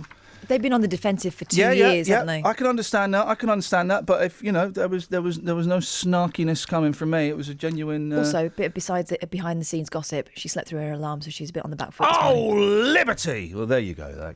It might be that. In that case, then we'll let that one go. 7:15, let's get the trav. Travel news for beds, cards and bugs. BBC Three Counties Radio. It's slow into London from the Swakeleys roundabout in Uxbridge towards the North Circular Road at the Hanger Lane Gyratory. On the M25, it's slow anti-clockwise from junction 24 for Potters Bar to 23 for South Mims, and the A1M is also very busy now from junction 8 for Hitchin to 7 for Stevenage. On the M1, it's busy southbound between junction 12 for Flitwick and 11 for Dunstable, and in Dunstable itself, the 85 High Street North is quite busy around the junction for Church Street. On the train departure boards, the 7:20 service from Hertford North to Moorgate has been cancelled. Samantha Bruff, BBC Three Counties Radio. Sammy, thank you very much indeed. 7:16, it's Wednesday the 4th of November. I'm Iain Lee. These are your headlines on BBC Three Counties Radio. Bedfordshire Police has blocked putting up a memorial plaque at Luton Police Station for Leon Briggs ahead of a ceremony marking 2 years since he died in police custody. A man will appear in court this morning charged with murdering 20-year-old Emil Stapleton in St Albans last month. And a convicted rapist has been detained by police in Blackpool after absconding from the care of a Milton Keynes-based mental health unit over a week ago. It was the war that changed the world forever. And now, through photos, archive films and sound recordings, you can discover how World War I made a difference to lives across the UK, including here in Beds, Herts and Bucks. The initial trials for the first tank had taken place in secret in Hatfield Park, at the beginning of 1916. The World War I at Home interactive e-book. Amazing stories of the people and places closer to home. You can see on this memorial here, this is Memorial Hall, which was designed as a living memorial to the boys that died. But actually it says 577. Find out how to download it for free at bbc.co.uk/WW1. Local and vocal across beds, hearts and bucks. This is Iain Lee. BBC Three Counties Radio. Shuffles papers furiously. Luton residents have sprung to the defence of a local jazz club after its owner has announced it could close due to a noise abatement order. Justin Doherty was told his venue, the Bear Club, would receive an order to restrict the volume or time of the noise when he returns to the country from business. He said that although the order doesn't tell him to shut down, he wouldn't be able to run a music venue within the new restrictions. Lee Sullivan attends the club regularly. Morning, Lee. Oh, hang on, where are you? There. Morning, Lee. Good morning. I am here. You are there. I am here, and he is she. So, why are you supporting the club? It's very rare. Anyone who's lived in Luton for any time will know that it's very rare to find a place like this in Luton, which has got fabulous music and a really good atmosphere. It's a lovely place where, when I visit it, you get people from all ages there. You get little parties of women can go there on their own, cheeky. And they're all enjoying. Well, no, I'm clearly there. With You say fabulous music, Lee. It's jazz. How can that be fabulous? Jazz is one of the most culturally important pieces of music to come out of Western civilization, as you well know. Oh, Lee. Well, it's been great talking to you. Thanks. Bye. We've got a lunatic on the line, for crying out loud. How often do you go there? Well, I've been there probably just over half a dozen times in the last 6 months. It took me a while to realise the place was there. But when we did find it was there, it's a great place to go on a Friday or a Saturday night and groove to this insane music. Come on, Daddy-O. Groove to the insane music? Wow! You're hip to the scene. I know it may come as a shock to you, but there are some people out there that like this kind of stuff. I know. I'm teasing ever so slightly. You're being a very good sport. Is it near? I don't know this. I don't know where this club is. Is it? Is there housing around it? Is it in a residential area? Well, that's the interesting thing about this. Where it is, it's Guildford Street, so it's right in the middle of the town, but not in the kind of the part of the town where people cascade out vomiting into the early hours of the morning. It is off Guildford Street. It's at a place called Mill Yard, and that used to be, I believe, a motorbike repair yard. Yeah. So it's kind of an interesting atmospheric building. There aren't... I am amazed to find that there are people living in that area because it really isn't a residential area. I understand that there are flats. We are finding out more and more as we go along, but there are flats, I believe, in some of the commercial buildings that are nearby. But it's a mystery, really, to many people who visited it. The noise level thing is really almost incomprehensible, because I can give you an example. We were sitting there listening to our Daddy-O music, actually an interesting fusion of jazz and prog. Oh, go, man, Lee, you're fantastic. I love you. You're our music correspondent for the rest of this series. Yes, go on. Theo Travis is his name. He's an impeccable musician, brilliant saxophonist, and his fabulous band, four-piece band. The example I want to give you is that we were sitting listening to this stuff. I was pretty much on top of some of the speakers there, and I could still hear, because there always is one person who will do this, I could hear someone talking at the bar about 10 foot away. So, if you can follow someone's conversation that's going on, that close to you, whilst people are playing, somewhat rudely, I think, but that's okay. That's the level of volume we're talking about. We're not talking about rock band kind of volume here. So it's a mystery to me. I played in the band myself for 10 years, and we were much, much louder. And we used to play in places that had decibel counters, and they would trip off if we got too loud. Yeah. This is nothing like that level of sound. When Theo was appreciate playing, did he play any songs from the Soft Machine or Gong, or was he just doing his solo stuff? Did he play the Pothead He Pixie? did some Wyatt stuff. He did some Robert Wyatt stuff. Yeah. See, now we're finding a common ground. A little bit of Wyatt. I'm in. Is it Toya Wilcox that Robert Wyatt's married to? No, that is Robert Fripp. That's Robert Fripp. That's the other one. There we go. You see. Now we're almost speaking the same language. Putting me through my paces this morning. Listen, mate, I've got to work. You've got to work.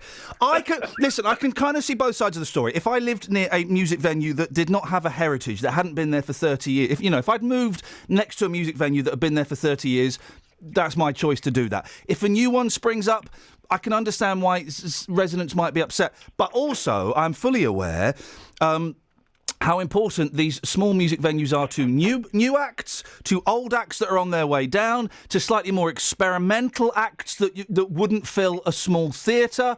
And I'm also aware that a load of these clubs are closing down across the country. And it does seem that these places are actually quite valuable. I think they are, and I don't want to I don't want to be negative about the people that have complained, because clearly they have their own point of view.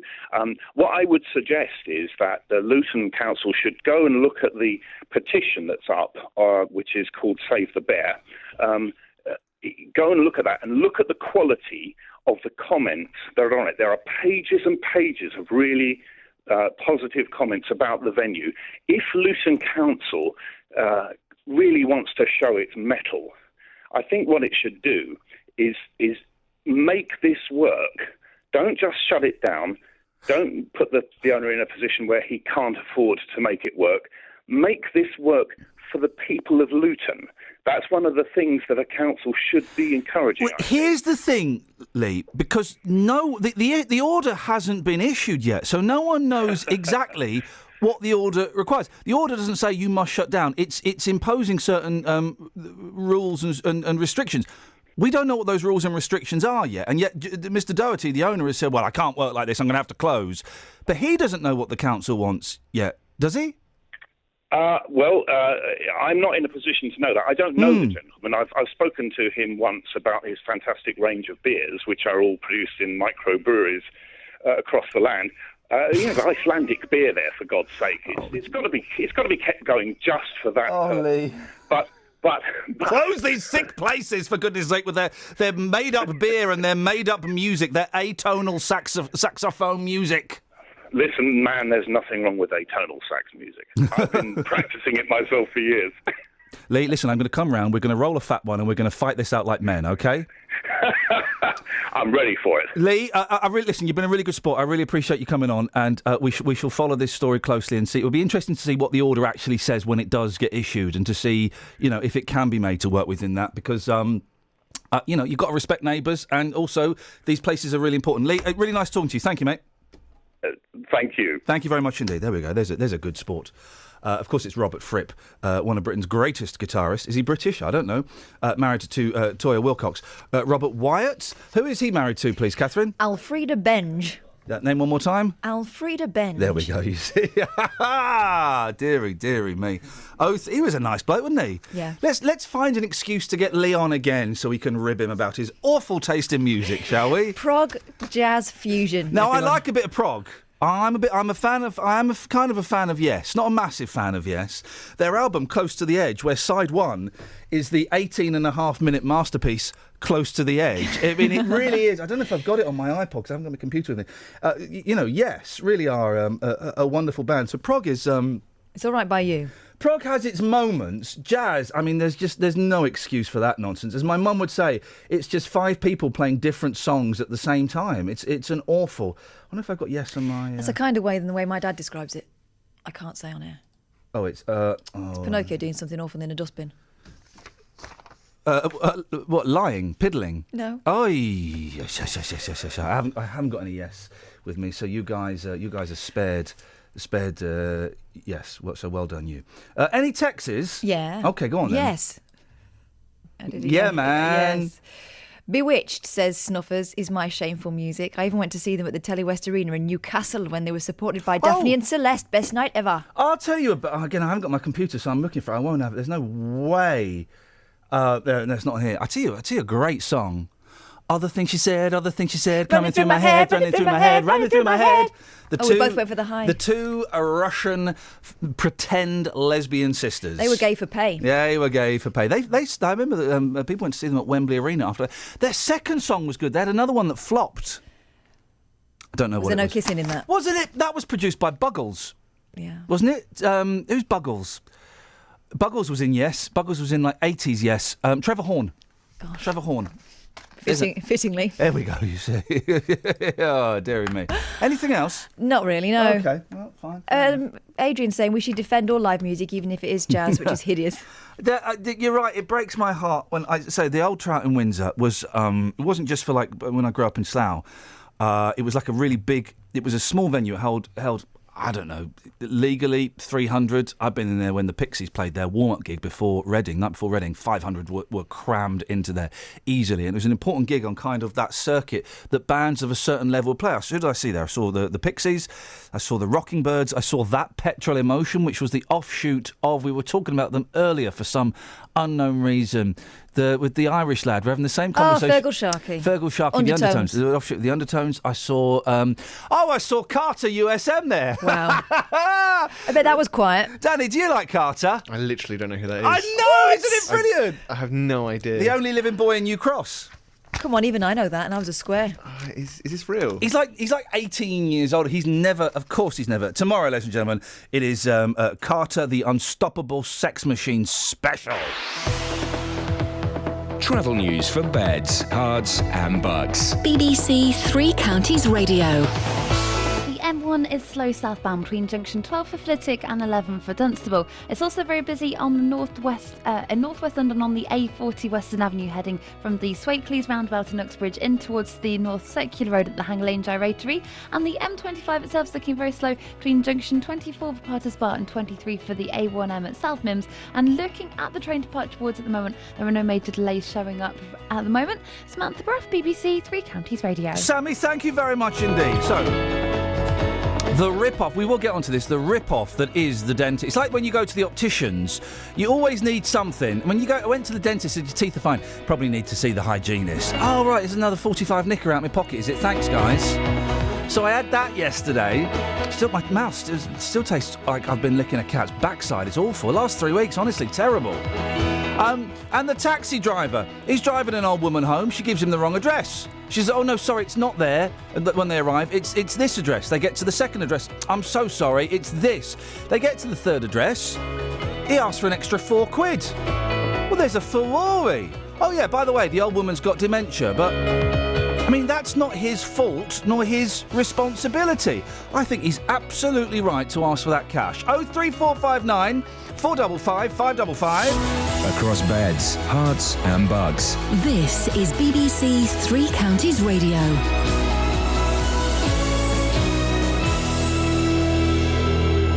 It's 7:30. I'm Simon Oxley. Bedfordshire Police has blocked putting up a memorial plaque at Luton Police Station for Leon Briggs ahead of a ceremony marking 2 years since he died in police custody. A man will appear in court this morning charged with murdering 20-year-old Emil Stapleton in St Albans last month, and a convicted rapist has been detained by police in Blackpool after absconding from the care of a Milton Keynes-based mental health unit over a week ago. Three Counties Sport. BBC Three Counties Radio.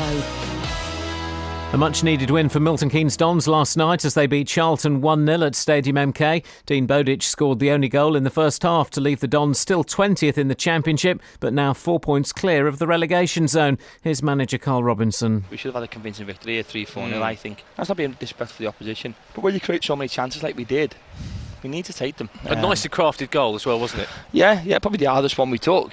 It was we bought a lot of big risks today in probably one of the biggest games I've had as manager, and they all paid off, thankfully. Manchester City are through to the knockout stage of the Champions League after a 3-1 win in Spain at Sevilla. Wayne Rooney scored the only goal as Manchester United beat CSKA Moscow 1-0 at Old Trafford, to the delight of manager Louis van Gaal. Rooney with a header, completely unmarked. 11 minutes left for play at Old Trafford. Wayne is Wayne, and he shall always contribute in a game. I'm very happy because I put him again in the striker's position and then he scored. And it was a fantastic goal. Tonight, Arsenal visit Bayern Munich, Chelsea host Dynamo Kiev. Stevenage have confirmed that manager Teddy Sheringham won't be coming out of retirement to play in the Hearts Senior Cup at Welwyn Garden City tonight. The club say that the 49-year-old former England striker and his assistant Kevin Watson were both registered as a precaution. And in cricket, England took an early wicket on day 4 of the third and final test in Sharjah, but a short while ago Pakistan were 198 for 4. That's a lead of 126. England's players are wearing black armbands as a mark of respect to former player Tom Graveney, who died yesterday at the age of 88. BBC Three Counties News and Sport. The next full bulletin is at 8. This is Iain Lee on BBC Three Counties Radio.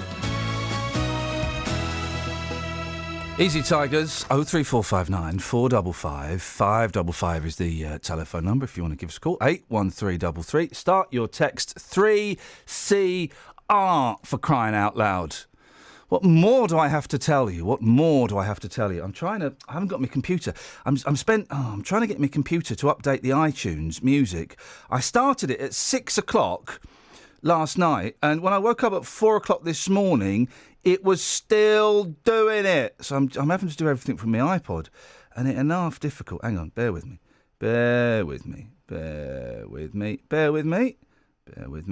Aha! I woke up this morning and everything was different. Something was strange in the air. I woke up this morning and everything was different. I knew that the ninjas had been there. I looked all around my bedroom, underneath the dresser, behind the bed, but nothing could be found. There was nothing left behind them, no way that I could find them. No fingerprints or crumbs on the ground. Ninjas are deadly and silent. They're also unspeakably violent. They speak Japanese, they do whatever they please, and sometimes they vacation in Ireland. The ninjas are deadly and silent. They're also unspeakably violent. They speak Japanese, they do whatever they please, and if you tear off their masks, they'll be smiling. Have some of that. Right, 03459 455 555. Michelle's called in about the last story. Morning, Michelle.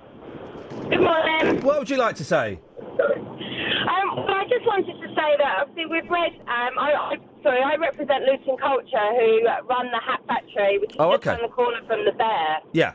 And we have read a few articles on social media, putting a little bit of blame our way, but also more importantly that people still think that we are part of the council, and we're an independent charity, and we are fully supportive of the Bear, as with all of the local businesses in that area, and we just wanted to sort of put our voice forward to say that we are supporting the Bear, and that, you know, we really hope that the council do see sense and allow the Bear to stay open.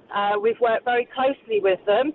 They're very supportive of us, and you know, everyone in that area, which we call the Cultural Quarter, are working together to make this a destination for people, for Luton, to make it a better place, and to see something that's so vibrant and well attended and really well supported being potentially closed down.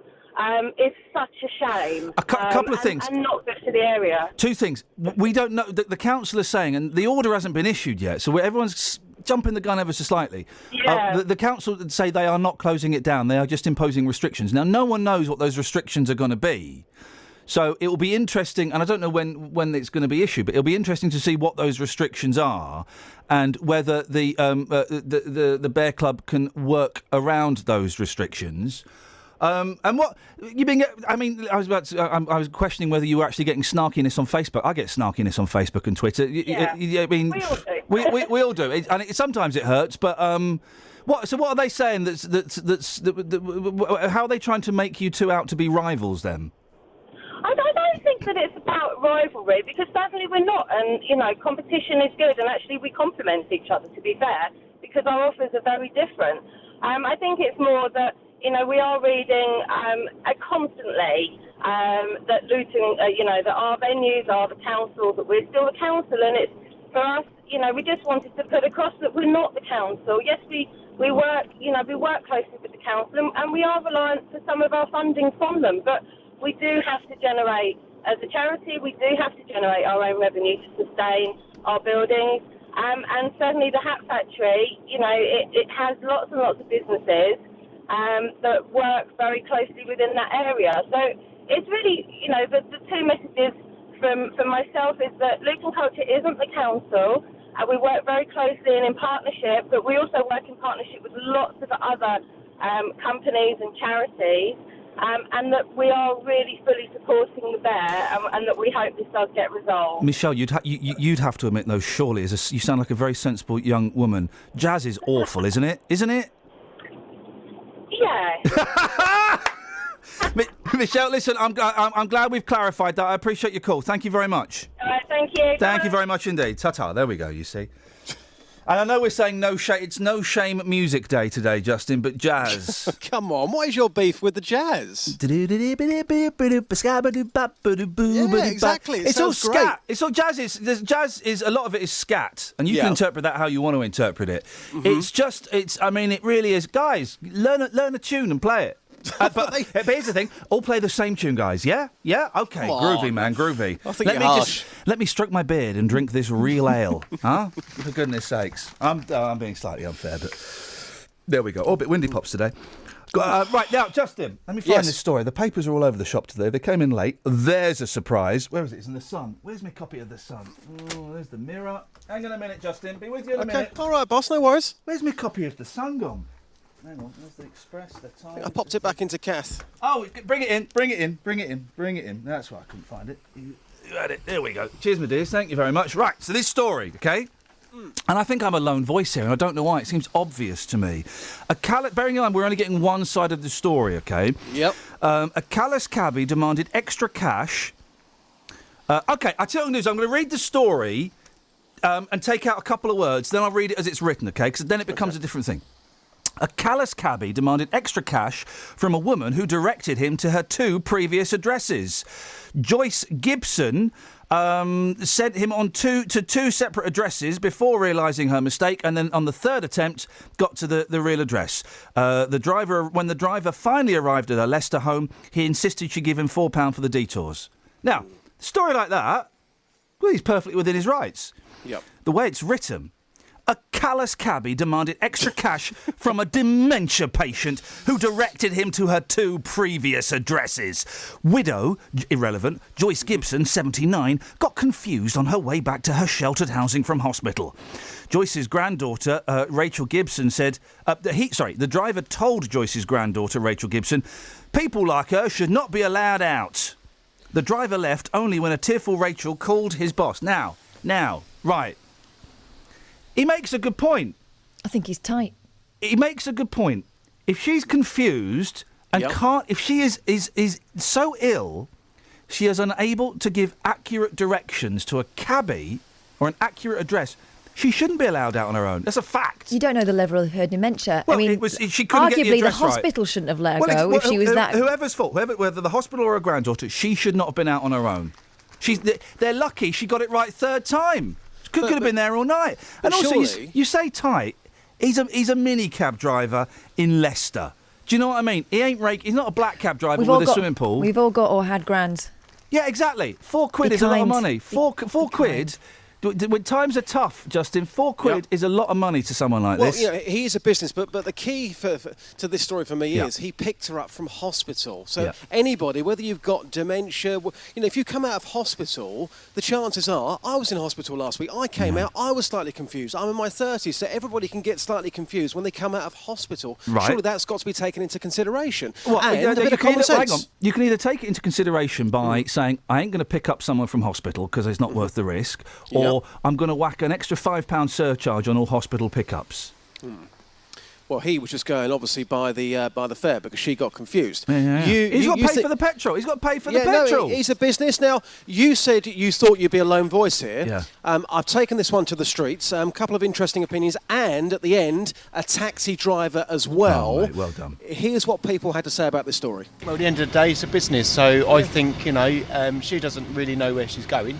You've got to pay the cost. I mean, I can't exactly say, can I go to Milton Keynes and then go back to Bedford? You've got to, you've got to pay the price. So if you were driving that taxi, you wouldn't feel guilty for charging the extra money, despite the fact she's got dementia and she got confused. You wouldn't feel guilty for doing that? Not really, no. I think it's hard because obviously he's got a business to run, but obviously I think he should have taken into consideration the illness that she had. But it's a hard one. I don't think... If you were a taxi driver, what would you do? Would you charge the extra? I would have used a little bit of common sense, really, to be fair. For a company, what's £4? That's how I see it.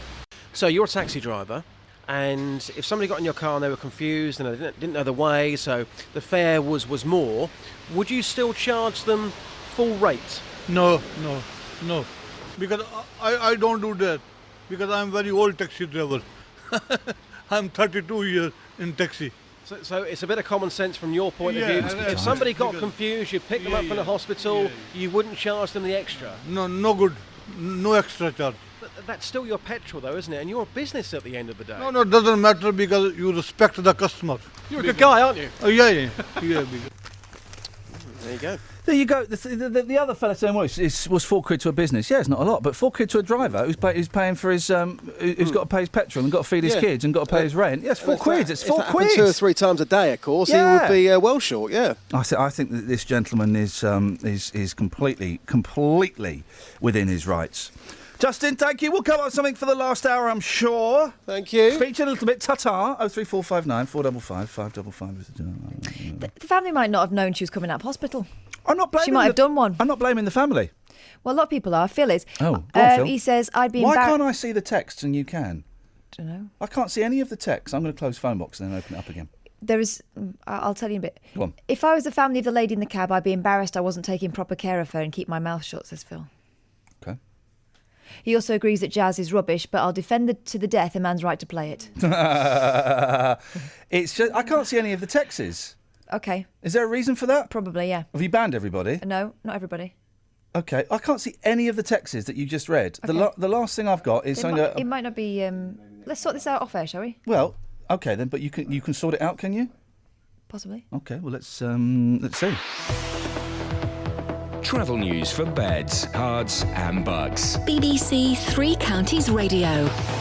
It's very busy on the M1 southbound between junction 12 for Flitwick and junction 11 for Dunstable at the moment. And on the M25, it's busy anti-clockwise from junction 21 for the M1 towards junction 16 for the M40. And the A40 into London's very slow, although from the M40 at the Denham roundabout now to the Gypsy Corner in Acton. On the A1, it's slow southbound approaching the Black Cat roundabout from the St Neots junction on the speed sensors. Looking at the train departure boards, there are no major delays showing up at the moment. Samantha Bruff, BBC Three Counties Radio.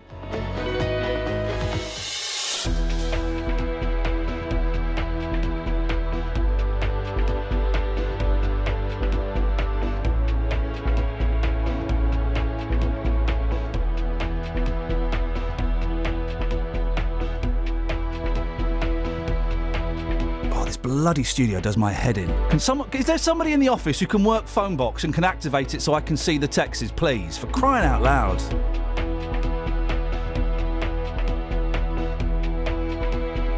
Right, where are we? 7:45. It's Wednesday, the 4th of November. I'm Iain Lee. These are your headlines on BBC Three Counties Radio. Bedfordshire Police has blocked putting up a memorial plaque at Luton Police Station for Leon Briggs ahead of a ceremony marking 2 years since he died in police custody. A man will appear in court this morning charged with murdering 20-year-old Emile Stapleton in St Albans last month. Let's get the weather. Beds, hearts and bucks weather. BBC Three Counties Radio. It's a rather damp start across all three counties. There's rain around. Weather Watch at Plainman in High Wycombe reports some drizzly, misty conditions as well. Now, this mist gradually starting to lift. The rain, however, unfortunately, that's going to be with us for a while. Some heavy outbreaks of showery rain moving across the counties as we head through the course of the day and through the afternoon as well. We may get a little bit of brighter weather later on this afternoon, maybe between the showers. Maximum temperature still mild at around 14 Celsius. Overnight tonight, still the cloud and still the showers. Another band moving through. Not quite as frequent as today's, but still showers nonetheless. Dry through the middle part of the night, but if the cloud clears, which it could, we may get a bit of mist developing as well. Minimum temperature down to 10 Celsius. For tomorrow, starting off reasonably dry, but then some showery rain moving in and becoming more persistent through tomorrow afternoon. Maximum temperature 15 Celsius for Thursday. That's your forecast. Every weekday from 3. It's not just about what we bring you. Starting off on the M25, it's particularly heavy moving anti-clockwise. It's also about what you bring us. In the end, I could only eat off my ironing board. Your stories. Every room in the house was climbing over mountains of rubbish. Your humour. There's a reason why you earn the big bucks, you see. That sort of insightful comment is exactly right. Your opinions. Well, the culture's got to change because the police can't do it and the traffic wardens are so busy. So the culture has to change. I think parents do change into different human beings when they are picking their kids up. Roberto Perroni. And everyone across Beds, Hearts and Bucks. Weekdays from 3 on BBC Three Counties Radio.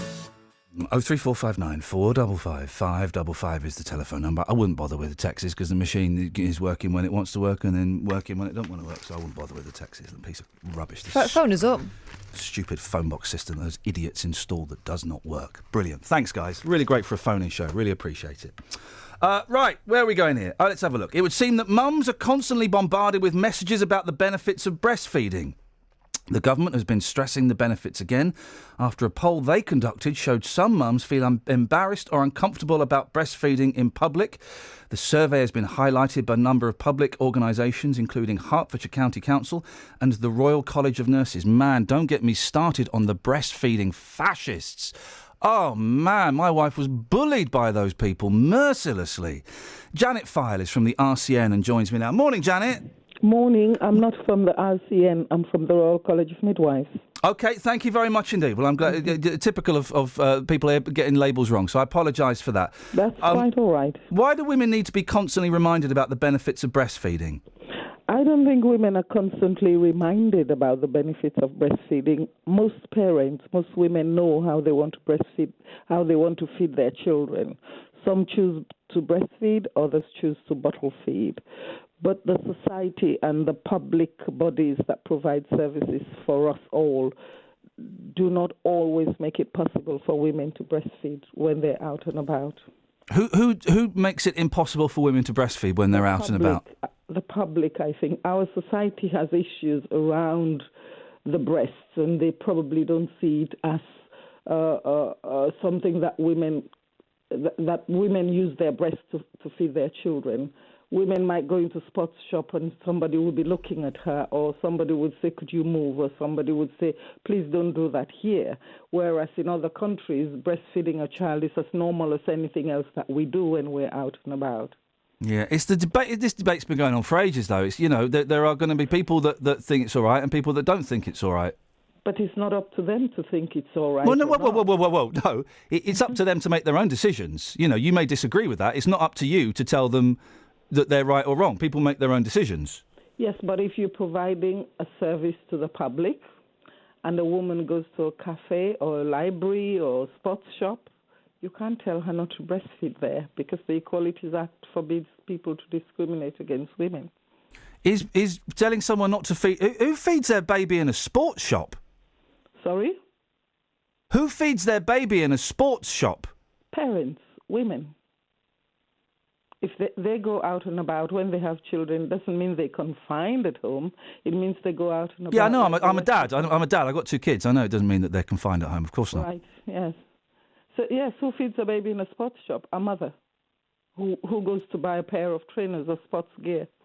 Okay. And the baby wants to feed, so she sits down and feeds. Yeah, but some people don't like it. Well, they just have to deal with that, don't they? The people who don't like it have to deal with that, not the mother. Well, no. Yes. No. If okay. So there's an old woman and she don't like someone breastfeeding. So what? I mean, she leaves the shop, not the woman who's breastfeeding. No, but why does anyone have to leave the shop? Because the woman is protected under the Equality Yeah, but why does anyone have to leave? But why does anyone have to leave the shop? Well, they move to another area if they don't like to see the woman breastfeeding. You see, let's come back to this idea about what our society think about women who breastfeed. What do you think our society thinks about women who breastfeed? I think our society, some, not all, some people in our society think that women shouldn't breastfeed when they're out and about. Right. They do think that. Yeah, and But they're we allowed have to think laws that. to protect women. No, but they're allowed to think that. Yes, they can. Yeah. But not act it out, not ask women to leave. Okay. I don't disagree with that. Hmm. There's quite a lot of pressure on women to breastfeed, though, isn't there? When perhaps they don't want to or they can't. Well, I hear that quite a lot. Yeah, it's true. But the issue around how a woman or parents decide to feed their infants is one that only they can make. And I haven't come across people who persuade women to breastfeed against their wishes. I don't think that should happen, and I'm not sure that is happening. No, it does. You've not come across the breastfeeding fascists who look down on some mums and make mums feel less than if they dare to use a bottle or formula. The disgust. It's awful.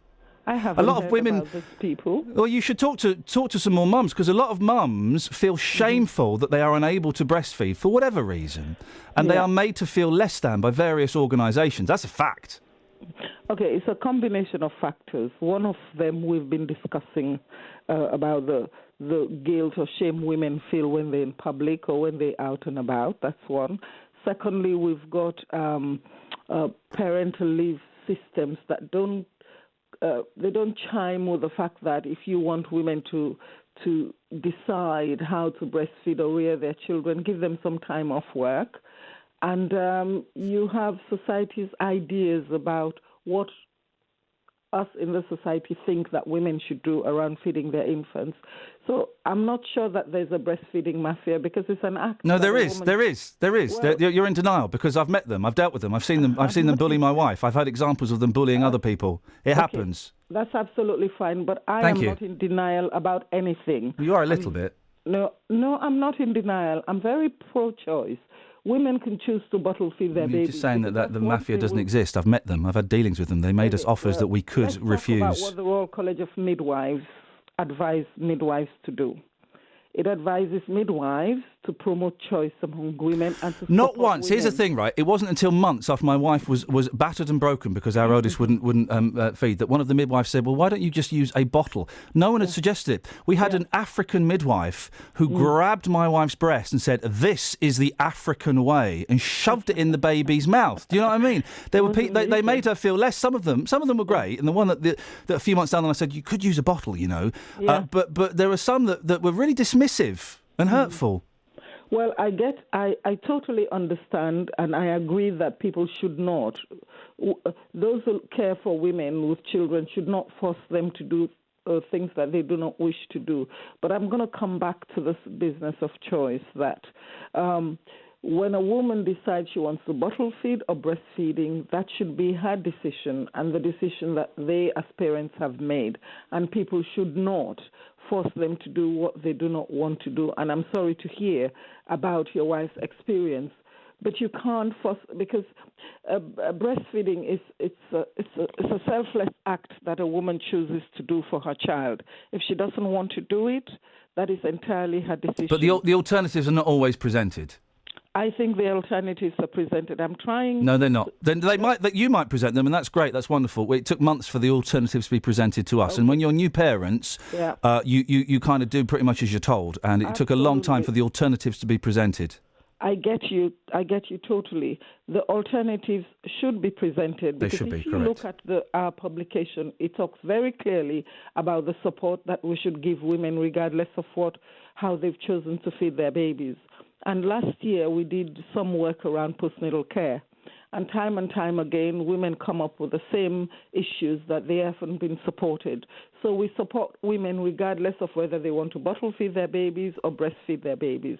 And I think you've raised an important issue that those women listening to your program would know that first we would say that breastfeeding is best, and it is best in terms of the fact that it lays down a significant health gain for the individual later on. But women who are bottle feeding their babies should not feel guilty because the baby. Well, those I thought those findings have been disputed in the most recent study that said that there was no evidence that breastfeeding it set you up better for life. And so it was an intelligence study, wasn't it? They originally said that breastfeeding kids who were breastfed were more intelligent, and then a study came out, I think a couple of weeks ago, that actually dismissed that and said that there was no evidence. And also, just because you're bottle feeding doesn't mean it's not breast milk. There's all these different alternatives that need to be presented. I agree with you, and I agree that alternatives have to be presented, and that we need to discuss all issues, all forms of infant feeding with women beforehand. And there are some women, you're absolutely right, that may not want to physically breastfeed a child, but might want to express the milk and give Get to the the old pumps child. going, isn't it? Let's go back to the business about the research and the intelligence. That wasn't what I was focusing on. I was focusing on breast milk as nutrition for the child. Okay. Well, listen. Again, there's an element. There's kind of an element of shaming there because there are some mums that are unable to express for whatever reason, and you're now making them feel less than.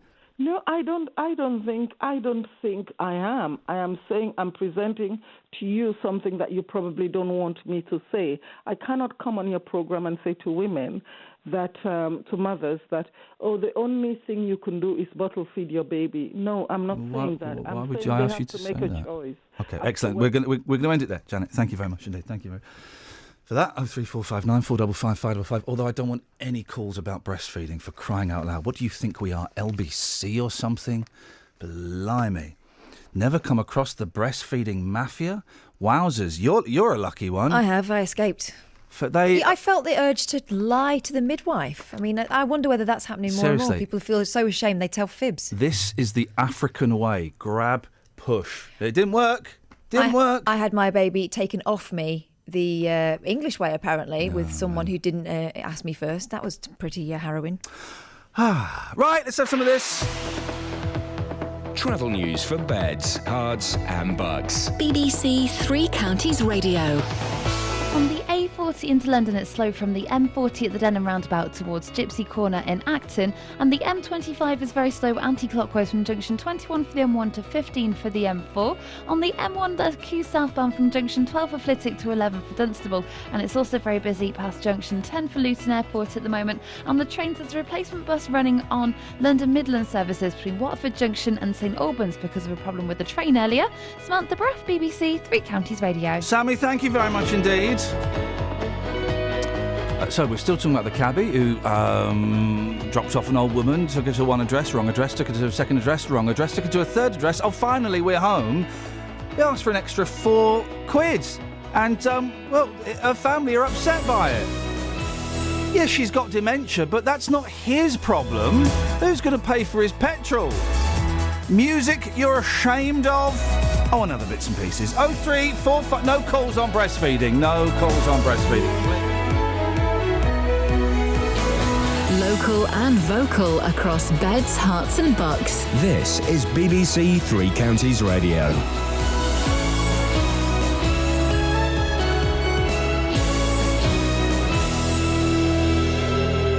It's 8 o'clock. I'm Simon Oxley. The headlines: man due in court charged with St Albans murder.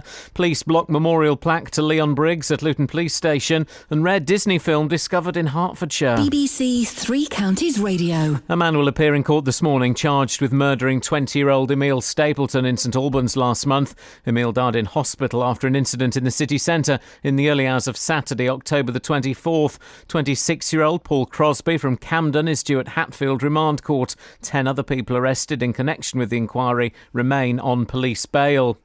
Bedfordshire Police has blocked putting up a memorial plaque for Leon Briggs ahead of a ceremony marking 2 years since he died in police custody. It was due to be unveiled outside Luton Police Station tonight. The force says it's seeking legal advice on implications a plaque may have for any future proceedings, with 6 officers currently suspended while an IPCC investigation continues. Liberty Louise is from the Justice for Leon campaign group. This plaque had nothing to do with the investigation. It wasn't trying to say this is going up because the police are at fault or they're guilty. It was completely separate from the investigation. This was something for the family to have to go, like they had the memorial site that was dignified. You know, it didn't take up a whole wall. It was a plaque. A convicted rapist has been detained by police after absconding from the care of a Milton Keynes-based mental health unit over a week ago. 58-year-old Malcolm Millman went missing during a visit to a monastery near Hemel Hempstead. Thames Valley Police say he was detained in Blackpool at around 8:30 last night under the Mental Health Act. Plans requiring internet companies to store details of their customers' activities for a year are expected to be included in the government's new surveillance legislation, which will be published today. Ministers say the authorities need to access online communications to tackle terrorism and other serious crime. The Health Secretary, Jeremy Hunt, is writing to junior doctors, setting out details of their proposed new contracts. He's announcing an 11% increase in basic pay, but there will be cuts to extra payments for working unsocial hours, leaving the overall pay bill unchanged. A film featuring Walt Disney's first animated character has been rediscovered in the British Film Institute archive at Berkhamsted in Hertfordshire, having been lost for almost 90 years. Sleigh Bells was produced in 1928 and features Oswald the Lucky Rabbit, who's said to be a prototype for Mickey Mouse. Justin Johnson is from the BFI. You see Oswald, who is the first cartoon character to really have personality. It's very physical comedy. It's much more inventive in terms of the way that they use the character. This is right at the start of the real kind of golden age of animation. In sport, a vital win for Milton Keynes Dons last night as they beat Charlton 1-0 at Stadium MK. Carl Robinson's side are still 20th in the Championship, but are now 4 points clear of the relegation zone. Not winning here today, we would have obviously just left you a point outside. That he wouldn't have dropped into it. So we would have took the positives out of it, obviously, but going again at the weekend, you could have ended up going to the international break in that bottom 3. And it's important we just keep our distance away from it for the time being. The weather cloudy and wet this morning, some sunny intervals later this afternoon, a maximum temperature 13 degrees Celsius. And you can get the latest news and sport online at bbc.co.uk/3counties. Precautious should be, I can't even say it. Precautious should be a word, but it isn't. So whoever wrote that for the next bit, thank you guys. Precautious. I mean, it's one of those words that sounds like a word, but when you analyse it, it ain't. Morning, guys. Iain Lee, BBC Three Counties Radio. It's funny, Simon mentioning Disney. There's a... Hang on a minute, let me do this. Hang on. Across beds, hearts and bucks. This is BBC Three Counties Radio. There's a story in one of the papers about Disney. Right. Mickey Mouse fans, Hugh Wen and his wife Panamea have visited Disneyland 1,100 times in 9 years. They must be tired. In Hong Kong, Japan, France, and indeed the United States thereof. 1,100 times. That's like twice a day. Now, I was thinking about Disney last night because we got Netflix, so we get all the rubbish Disney films. And the majority of Disney, I'm going to say 98% of Disney, is cack. Utter cack. We were watching this thing last night, right? It's for babies, really. I don't know why the boys were watching it. I was and I've now got to the stage where if they're watching something that's rubbish, I say this is rubbish. It's not rubbish. Wild Kratts. I beg your pardon? Wild Kratts. It's these two Australian fat old men. I think they're Australian, and they're out in the jungle, right? And they're doing stuff, and then they turn into a cartoon where they're slim young men with special powers. Wow! And it's all about. Do you know what? Actually, I learnt something from it. You know, geckos. Yes. Do you know how they stick to glass and stuff? You lick them. No, mate, you're not. Hey, Danny, let's get Danny. Danny, do you know how geckos and salamanders and stuff stick to glass in it? You lick them. No. Little hooks. They got no. Velcro. Shut up. Well, Glue. Velcro wouldn't work. That's little hooks. They've got little clumps of hair that fire out electric charges. Oh, shut up. I swear to God, the Wildcrats told me. They fire out... This is amazing. They fire out... So when they're stuck to the glass, electric charge. They peel it off, no electric charge. Electric charge, no electric... That's how they do it. They fire out little bursts of electricity. You learned it from a kids' show. I learned it from Wildcrats. It's still rubbish. Because then everyone shrank and they got put in a glass jar and they had to... Anyway, it's irrelevant. But we were watching this Disney thing, right? And it was like a computer game. It looked awful, and it's them driving... It's not even Mickey Mouse's voice. Mickey Mouse, one of the most annoying characters of all time. And they're driving around this sort of racetrack going, oh, look, there's a load of rubber duckies in the way. What are we going to do? Oh, I know what this is. Is this Mickey Mouse's clubhouse? No. That's annoying. It's sub-club. It's, okay, guys, we got to shout out for Toodle. Okay, here we go. Let's all shout on the count of three. We're all shout for Toodle. And my boys are going... Come on, Toodle! And it's just utter guff. Awful.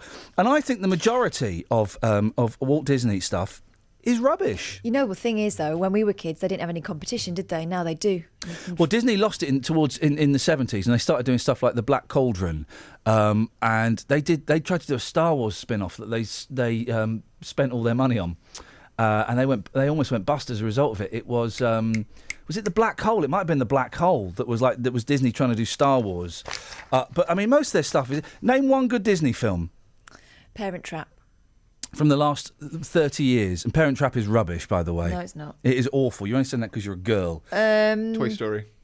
That's Pixar. Disney Pixar. Disney bought Pixar. Disney bought Pixar. Okay. So that's Pixar. That's not Disney. The Avengers. Good one. Mary Poppins. From the last 30 years. All right. Not the remake of Mary Poppins, where Saving Tom Hanks. I think she's being played. No, she's being in the new Mary Poppins. Isn't she being played by Mary J. Blige? Is that what's happening? Really? I think so. Okay, or new Lisa Disney. Left Eye Lopez. I'm not sure. Won't be a... Oh. You can't think. Disney in the last 30 years. All right, I'll make it easier. Good Disney in the last 40 years. You can't do it. You can't do it. Poppins is great, right? I'll have that one, but that's old. You can't do it. But no, they bought things. Oh. They bought Tangled. Star Wars. Tangled. Pixar. Frozen. It's Disney, though. Pixar. No, Frozen isn't Pixar. I might give you Frozen. Oh, you found the chink in his armour. I don't think you can say that anymore. I might give you Frozen, but hang on a minute. I'll tell you what we can do. While I'm talking to our next guest about slightly more serious issues, can you Google who made Frozen? Because I bet it was outsourced and they just whacked that blooming castle at the front of it. 03459 455 555 is the telephone number. Now, the Justice for Leon campaign say they feel badly let down by Bedfordshire Police after being told they won't be able to erect a memorial outside Luton Police Station. Leon Briggs died in police custody after being detained under the Mental Health Act 2 years ago today. Well, the brass plaque was due to be put outside Luton Police Station to mark the anniversary. Alex Radley is a criminal lawyer with Luton-based Noble Solicitors, also used to work for the police. Morning, Alex. Morning, Ian. How are you? Yeah, good, thank you. We've heard that after a couple of changes to the plaque, the police were OK for having this put up. Now they're saying they don't want it put up. Do we know why? Are they being overly cautious? Are they afraid? Why would they do that? I think when you're preparing a case for anybody, in terms of being a lawyer advising your client, you're particularly cautious about any information that's coming forward because you don't know upon what way it's going to be used. Now, as far as Leon's case is concerned, I'm not instructed. I don't know anything about it. But in terms of normal proceedings and preparation for trials, obviously lawyers are very edgy about these sorts of things, and no doubt a client takes the advice of their lawyer most of the time. What? Because the original, I can understand why the original wording of the plaque could be seen as contentious. They had no justice, no peace, which could be argued, I imagine, by some quarters as almost being a call to arms, the call for no peace. The wording as it stood, though, after all those things have been taken out, R.I.P. Leon Briggs, 4th November 2013. There's nothing there. And again, I'm aware that, this isn't your case and stuff. I'm just kind of picking your brains. There's nothing there that could be inflammatory or accusatory or could be detrimental to future proceedings. It's fact. I think the way that I personally would deal with it, if I had a client in that type of situation, is try to bring the parties together, try to mediate the situation, which would try and get it outside the proceedings that are being investigated. That's easier said than done because, people won't want meetings necessarily if there's a case being prepared for trial or investigation. But I think that would be my approach first and foremost, and then perhaps get together some agreement as to why that this is an isolated issue and nothing to do with the trial. Perhaps put it down, get it into agreement in early stages. But no doubt, in situations I've dealt with previously for things like road accidents where there's been a fatality, and people want to deal with things like flowers on the side of the road and things like that. The police have accommodated that. So I don't know, as I said, I repeat, I don't know about Leon's case. No. So I don't know why they particularly wouldn't hear. Here's a question you may not know the answer to, but I'm going to ask it anyway, just because it pops into my head. I wonder how usual it is to have plaques outside or on or part of police stations. I know, masses of people don't die in police custody. Unfortunately, a few do. And I wonder if there is any precedent for this, if there are any other plaques on that was part of the police building for people who've died in police custody. Well, the ones I've seen are really old. I haven't seen particularly new plaques in relation to this. And it's just my, straw poll experiences of going to different police stations when I've seen the old ones, but nothing new. And obviously, I don't know if the police own the building and whether that's an impact. So, there are obviously steps to go through if you want to put plaques on public buildings in relation to planning and things of that nature. Again, I don't know if sizes of plaques have been agreed and all of those sorts of questions. So there's quite a lot to it, really. I mean, on the face of it, can we put this here, yes or no, can turn into a real difficulty. Have you got the planning? Have you got permission to do it? How many people does it impact upon? What's going to be the impression of the public coming to the police station? So there's lots of different factors that come into making this sort of decision. All right, listen, I really appreciate you kind of going through that with me, Alex. I mean, neither of us kind of know exactly the full details, but it's good just to pick your brains. Alex Radley, criminal lawyer with Luton-based Noble Solicitors. Local and vocal across beds, hearts and bucks. This is Iain Lee. BBC Three Counties Radio. Well, it's all kicking off on Twitter. Menaz says, my daughter Alicia is gasping at the outrageous words coming out of your mouth. # Disney rocks. And Jenna says, and quite rightly so, Jenna, I appreciate this. I'm going to take this as the compliment I'm sure it's intended as. The Iain Lee Show, where opinions are fact. Who made Frozen? Disney. OK, so they've done one good film in the last 40 years. Good for them. Enchanted. Rubbish. Oh, no, come on, Which that's a one was good Enchanted? film. Enchanted's the one where she starts off as a cartoon and she becomes a real-life person Is that in New proper York. Disney, though? Yeah. All right, I'll give you that. That's a good film. All right, so they've done two good films in the last 40... Well, Enchanted was like 10 years ago. Right. Right, Frozen Tangled. Tangled's all right. Hit and miss. Tangled was great before we saw Frozen. We've been spoiled by Frozen. Tangled's hit and miss. A lot of the old Disney cartoons, you can still see the pencil mark. Well, they did them in different styles. I didn't realise till I was a grown-up and I was looking at them. But, like The Jungle Book is kind of jazzy and snazzy and it moves towards the sort of Aristocats, which is all like really scribbly. You know the Aristocats, right? They last about 80 minutes, those films. They couldn't even do a full feature length. Unbelievably slack. About 10 minutes of that is good. The other... I think it's cack, that one. Yeah, the other... It's jazz. It's a jazz movie. I don't want my kids to sit there learn about jazz. There's all these hep cats off their face on goofballs and whackballs and all these things. It's a load of nonsense. Terrible film, terrible songs, terrible message, awful. But that's what was going on in films in those days. You had Audrey Hepburn strutting around in her little one piece. The only good bit in The Jungle Book is when the Beatles pop up. The Beatles are good. It's the same people, I think. At least one of them is the same people that did the voices of the Beatles in the Beatles cartoon. Do you ever see the Beatles cartoon? No. Oh, it's brilliant. It's an American cartoon from about 1965. It's brilliant, right? But they all talk like that, do they? Oh, hello, John. What are you doing today, then? Oh, Ringo, well, today I thought I was going to look into a hole. And then Nowhere Man starts playing. It's rubbish, but it's brilliant. 03459 455 555.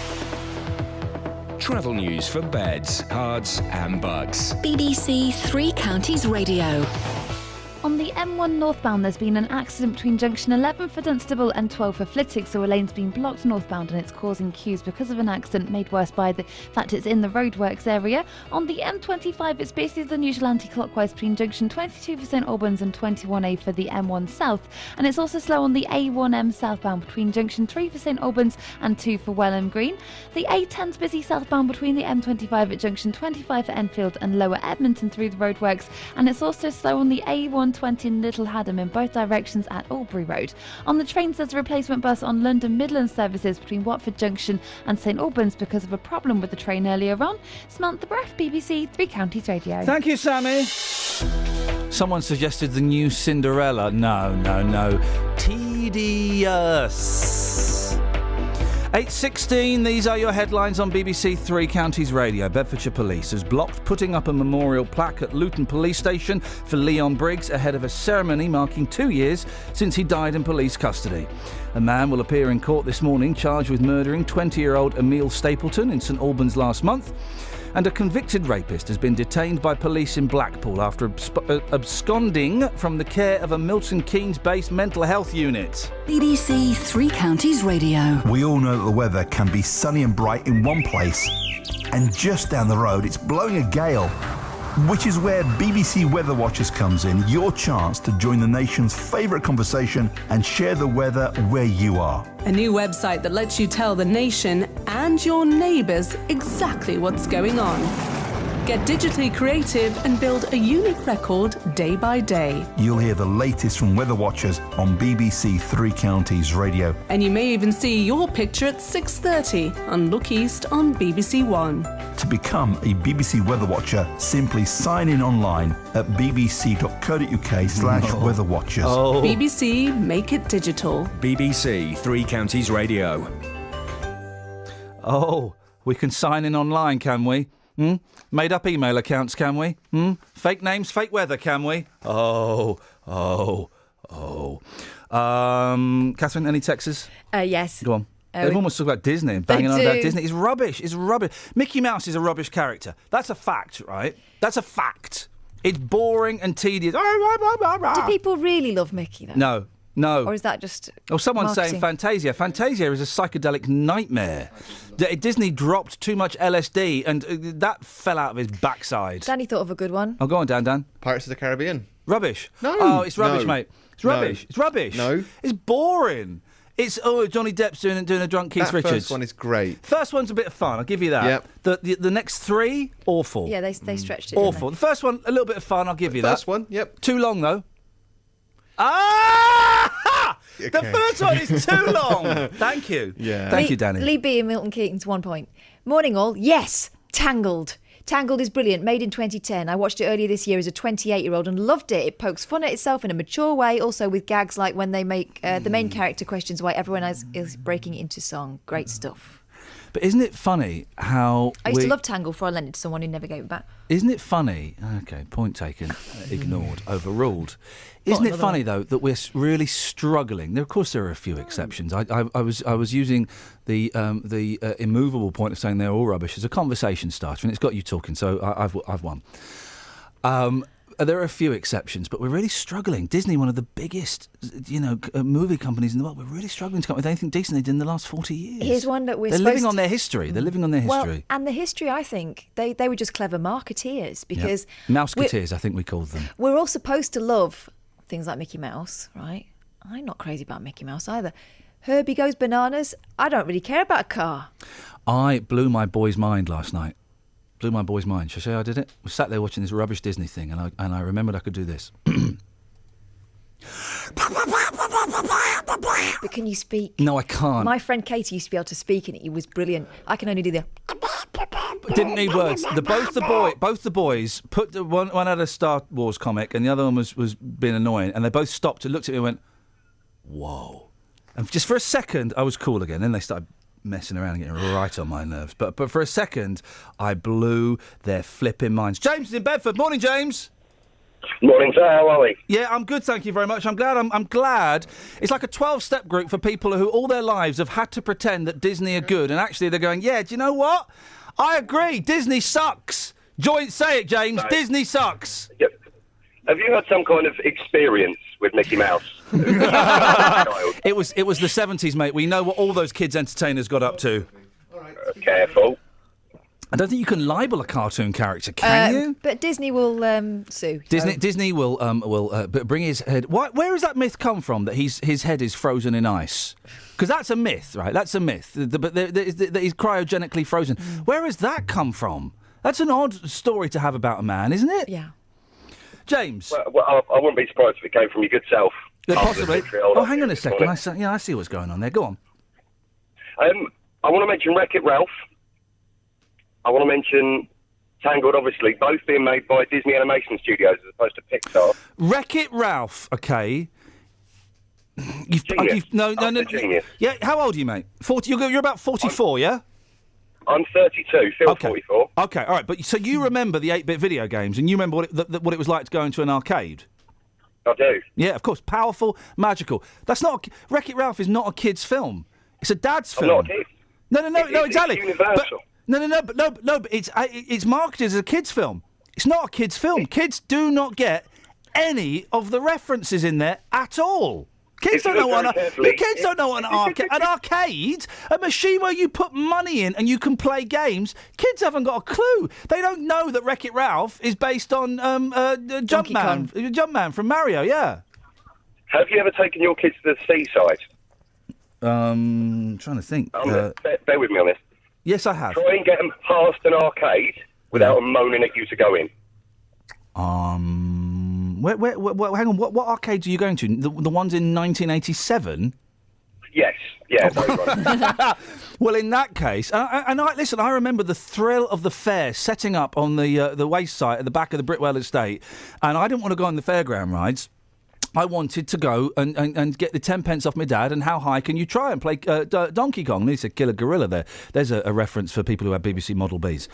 But Wreck-It Ralph, I'm not going to allow either of those, James, and I'm cutting you off in case you have a stronger argument that I can't back.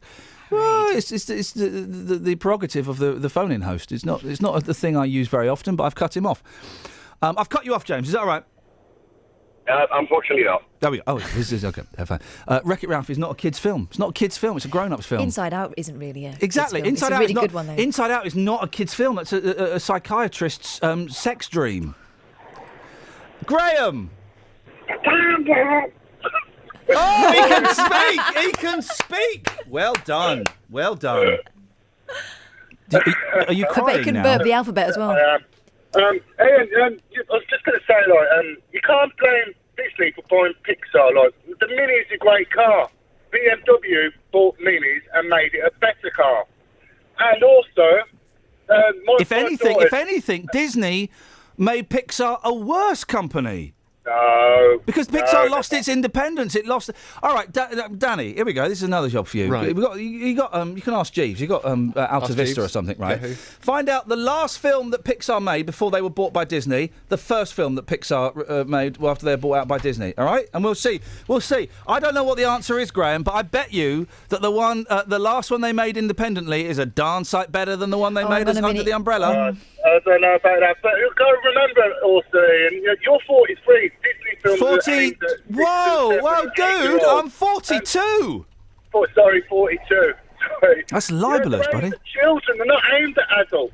No, they're not, and that's references for when you're in the pictures, you can laugh along. And but that's generally you're wrong. Children. I My wish Disney daughter is obsessed at the moment with Maleficent and Disney Descendants. She's obsessed with them. And she's 8. I wish Disney films were aimed at kids, but they're not. They're all too postmodern. They're all turning to the camera and winking. That's for the mums and dads. Have a couple of gags in for the mums and dads. Inside Out. That's a film for people over the age of 35. It is. Surely It's not a kids' Surely film. not. My kids did not understand. I said, "Did you like Inside Out?" They said, "Yeah." I said, "What did you like about it?" It was very bright. They didn't have a clue what was going on in there. That's an exception. I haven't seen it myself, but I've heard about it. Oh, go and watch it. You'll like it because you're a grown-up, Gray. But your kids won't get it. Your kids won't get it. How's that research coming on, Danny? Well, I think Cars was the last one they made before Disney took over. And that's got to be cack. That is pretty... Oh, mate, no, you're... Cars is cack. I've never seen it. No, Brilliant. It's brilliant. But then they made Ratatouille, I think. That's a good film. Pretentious. No. Pretentious, slow, thoughtful, which I like in a film. But come on, Ratatouille, it's pretentious. No, it's not. Ratatouille. You're My joking. kids love that film. When they eat their dinner, they always close their eyes and make their head go round, like when Ratatouille's tasting all the things. It's pretentious. They love it. It's trying to be cleverer than it actually is. Aren't we all? Disney buy things and make them good. All right, like Marvel. All right, Mark Zuckerberg. That's good. Oh, they totally destroyed Marvel if they bought it. I don't know if they have, but I've taken this stance now, so I can't back down from it. They bought it and I'm made sorry, your microphone stopped working. Isn't that outrageous? 03459... And her microphone stopped working as well. Are we not doing this next story, or are we too busy arguing about Cars and Inside Out? The latter, yeah. Okay, fine, I can dig that. No, we will do it. Well, let's do it after past now, Yeah, because let's. There's no time. I blame James of Bedford. Why? What's he done? Phoned up. Yeah, causing trouble. Graham. Causing trouble. Let's ban them for the rest of the morning. A distraction, aren't Let's they? ban them for the rest of the morning. 03459 455 555 is the telephone number. Hey. Oh, that was a good one. What? Up. Oh, it's not a kids' film. It's boring. No, oh no. What kids don't need to know about existentialism at the age of 5. They want to know that car talk can go fast and do big jump. That's what kids want to know. That's what kids want to know. They don't want to know about that, that we're all going to die and that life is finite and you don't need. They don't want to know about that rubbish, for crying out loud. Remind me, I want to do front page of the Sun. Front page of the Sun about credit card fraud. Go on. Credit firms slammed for fleecing the poor. 5.6 million Brits trapped into. Cut up my credit card last week. Cut it up. I don't have a credit card, right? And JVS will be turning in his grave. And I had to get a credit card because I wanted to hire a car abroad, and they said you've got to have a credit card. So I went in, applied for the credit card, and I used to have a credit card that had an overdraft of £35,000. They just kept, and that was back in the day when I didn't know how to work a credit card, and they just kept. I just kept getting a letter, and we've upped your overdraft, but your limit by £10,000. Hey. And so I got a credit card. For this thing, and then I tried to get rid of this. It's not hard to get rid of a credit card. I phoned up the bank and said, "Right, I got the credit. I want to get rid of it. Why? Don't want it. Why do you not want a credit? I don't want it. Don't need it. Okay, so what can we do to make you stay with it?" I said, "I don't want a credit card." Blimey. It was 20 minutes on the phone of me saying, "Look, I've got the scissors. I'm going to cut it up. I don't want it." "Well, sir, we'll be very sad to lose you. What could we do to persuade you?" "Nothing. I only buy stuff if I can afford it." That's the I know you get like customer protection and stuff like that. But I don't buy from dodge pots. Well, don't buy from dodge pots. I buy from reputable people. If I was buying something expensive, put it on the credit card, pay it straight off. Nah. But again, go to the thing of, can you afford it? Then if you can't afford it, don't buy it. Yeah, this is the thing, right? The credit cards are the worst thing that's happened to the universe, because there's a brilliant scene in it's not Freaks and Geeks, it's the sequel to Freaks and Geeks. I can't remember what it's called, where they're all basically staying at college. It's their first year at college, and one of them rushes in and says, "Guys, they're giving out free money!" And they all run down, and it's a store where you can sign up for a credit card, and they all go nuts. If you can't afford it, don't buy it. If you can't afford it, don't buy it. And don't buy from dodge pots. But that's a really old-fashioned way of doing it these days. Everyone's in credit, aren't they? Everybody's in credit, apart from this guy. Apart from, of course, the hundreds of thousands of pounds I've got in my house. Them all. Travel news for beds, cards and bugs. BBC Three Counties Radio. On the M1, there's a lane blocked northbound between junction 11 for Dunstable and 12 for Flitwick. It's in the roadworks area, so it's making it very slow. On the southbound M1, it's very busy from junction 6 for Watford towards junction 21A for St Albans, and also the M25 anti-clockwise exit Slip Road at junction 21A for the M1 South is very, very slow at the moment on the approach from St Albans. On the M40 into London, it's very busy from the Denham roundabout towards the Swakeleys roundabout in Uxbridge, and on Amersham Road in Chalfont St Giles, it's very slow southbound between Coates Lane and Pheasant Hill. On the trains, London Midland have a replacement bus service running between Watford Junction and St Albans because of a problem with the train earlier on. Samantha Bruff, BBC Three Counties Radio. Thank you very much indeed. Across beds, hearts and bugs. This is BBC Three Counties Radio.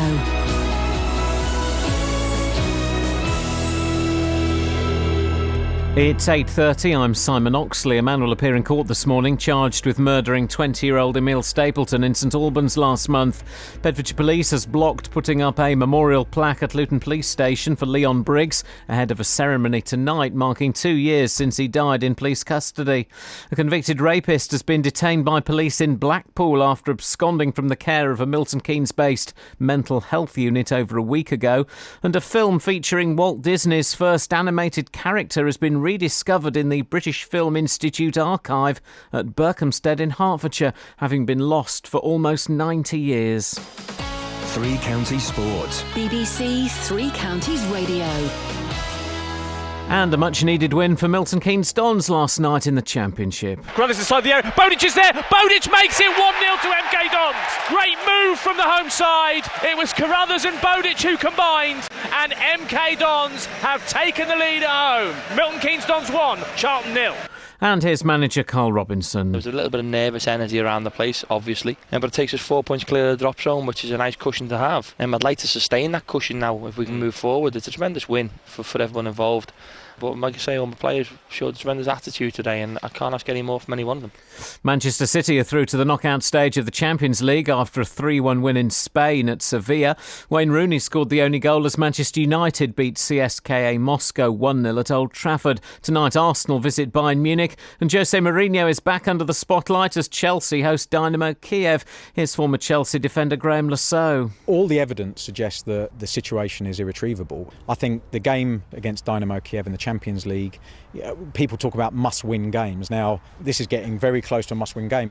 Stevenage have confirmed that manager Teddy Sheringham won't be coming out of retirement to play in the Hearts Senior Cup at Welwyn Garden City tonight. The club say that the 49-year-old former England striker and his assistant Kevin Watson were both registered as a precaution. And in cricket, England took an early wicket on day 4 of the third and final test in Sharjah, but their chances of winning the match and squaring the series are slipping away. At lunch, Pakistan are 229 for 4. That's a lead of 157. England's players are wearing black armbands as a mark of respect to former player Tom Graveney, who died yesterday at the age of 88. BBC Three Counties News and Sport. The next full bulletin is at 9. 1, 2, 3 and 4 more make 7. 6 is afraid of 7, 'cause 7, 8, 9. 9 was minding his business, talking to 10 about Gordie Howe's clothes. Why 7, 8, 9, nobody knows. 1, 2, 3, 4, 5, 6, 7, 8, 10. What about 9? 7, 8, 9. Oh, the cat'll have to live with 8 lives now. Ronaldo will have to make do. Ever since 7, 8, 9, seems I've got an extra finger and an extra toe too. 7, 8, 9. Once upon a time in our solar system, we couldn't make do without 9. But Pluto's not a planet now, so 8'll do fine. Oh, the cat'll have to do with 8 lives now.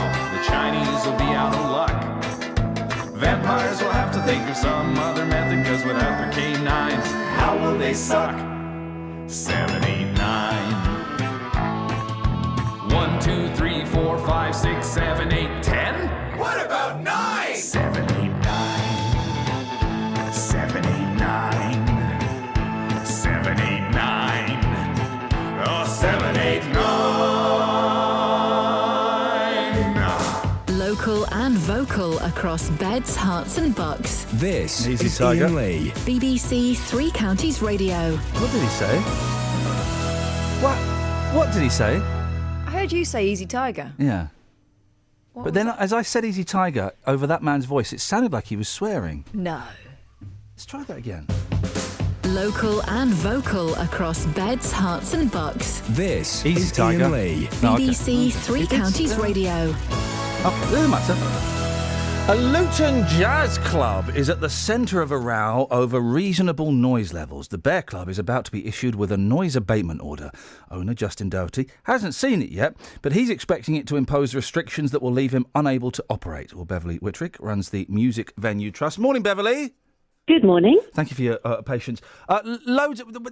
This story, I think we're all jumping the gun slightly because no one's actually seen the order. What are the kind of restrictions that councils could place on music venues? Well, a noise abatement order from a council basically is a legal notice that requires the person responsible to stop causing what they've deemed to be a nuisance. So a noise abatement order issued to a music venue tells them to stop playing the music. Well, now, does it tell them to stop playing the music, or does it say stop playing the music after 11 o'clock, or does it say you can play the music, but it's got to be below these decibels? Well, that's a very interesting question, and it does vary around the country. I haven't seen the one in Luton. No one has yet, and that's the problem, I think, yeah. But I do know that this particular club has a policy of not programming music post 11 p.m, so I would be very surprised if the noise abatement notice is saying no live music after 11, because they don't. It's a new club that has gained a very good reputation and is considered a very responsible club in most of the local community, and they bring in fantastic artists for an early evening show up till 11 p.m. Yeah. After which, the bar may still be open, but there is no live music. Maybe that's the again. The order hasn't been issued, and we really need to see it, to see what this is. And maybe that's the issue, though. They're saying you've got to close the venue by 11 o'clock, so therefore they can't have the bar open, so therefore they lose a few quid. Can you? I can see both sides of this story, and I'm aware that music venues are being small music venues that are really important for new acts, and I keep saying this, for old acts on the way down as well. Acts that wouldn't. But you know what I mean? And Heritage acts. Well done. Very, very politically put. Excellent. But acts that wouldn't necessarily, fill out a small theatre or the bigger venues. These smaller venues are under threat, aren't they? They are very much under threat, and actually I have to say it's not bands on up and bands on down. It's actually that some artists actually much prefer playing the smaller venues because of proximity to audience, and Lord knows a lot of music fans would rather go to smaller venues. I mean, I personally can't stand going to an arena because you might as well be watching telly. It's not my thing at all. And there are a lot of music lovers that do love the intimacy of a small venue and the shared experience that gives. So yes, they are terribly important. They're really important within the ecosystem of the whole live music scene in the UK. And the problem is that for many years, the venues have just got on and done their thing. But in the last couple of years, it's become very obvious, hence the creation of Music Venue Trust, that these venues are basically facing threats on all sides, to do with costs, to do with sometimes dropping audiences because people are less able to go out, they've got less money, their time is spent differently. Business rates have gone up, there are more restrictions around licensing. A whole sort of collection of factors have made it very, very difficult to run a small independent venue all around the country. And for this reason, something like a noise abatement notice can actually close a venue, because if it's demanding that it alters the way that the venue does something, or that it's assessed and installs some sort of noise mitigation, soundproofing and what have you, basically the people running the venues don't have the budgets to do that because they're only just breaking even anyway. I can also understand, Beverly, if I lived in an area and then out of nowhere, that old garage or that old shop suddenly gets turned into a music venue, and suddenly there's music, and it's like it's really busy at 11:30 at night as people are piling out of it. As a neighbour, that would pee me off a bit. I agree, and there's a very interesting point here that I don't know about the Bear Club, whether the people that have complained are people that have moved in and new to the area and moved in knowing there was a club there, or is there residents that were there before, because it is quite a new club. And this is one of the issues that we're doing a lot of campaigning on. We're championing a thing called Agent of Change, which says that the person that causes the change is responsible for managing the change. Now, the reason that we're saying this is all over the country, people are moving near to venues and then complaining about the noise and getting them shut down. That's tough luck. You move into a place, you go for a walk around all the streets and see what's going on, and you ask that pub 2 doors down, does it get noisy on the front? You ask all those questions. Well, you'd like to think so, Ian, but I have to say there are examples that we know of people knowing full well that they're moving near to a venue and then trying to get it shut down. Oh, that's outrageous. That's outrageous. But the law is actually on their side at the moment, so it's something that we are challenging. And actually, in the Mayor of London's Music Venue Task Force rescue plan that Music Venue Trust chaired, we've actually recommended that the Greater London Authority adopt agent of change, and they have committed to looking at putting that into the next London plan, which would protect venues in London. So now we've got to work on the rest of the country. Well, good luck with that. It does break my heart. You're probably too young to remember this venue, the old Trout in Windsor. I keep banging on about it because I used to go there a lot when I was like 15, 16, 17. Because A, they'd let me in because I was tall and I could drink beer, and I got to see some brilliant bands. I drive past it quite a bit now, and it's like some Ponzi restaurant. And I just think, these venues are such key outlets for, I don't know, free.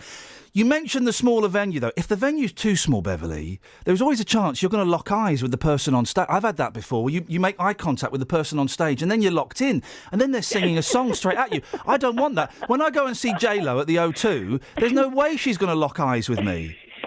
Well, it does depend what you're looking for in your experience. I don't want eye contact. It's awful. Stand at the back, then. Stand at the back. That would be the way. Beverly, it's really interesting to talk to you. We'll speak again, I'm sure. Thank you very much for your time. Thank you. Good luck with your campaigns as well. Beverly Whittrick from the Music Venue Trust. Don't want eye contact with a singer.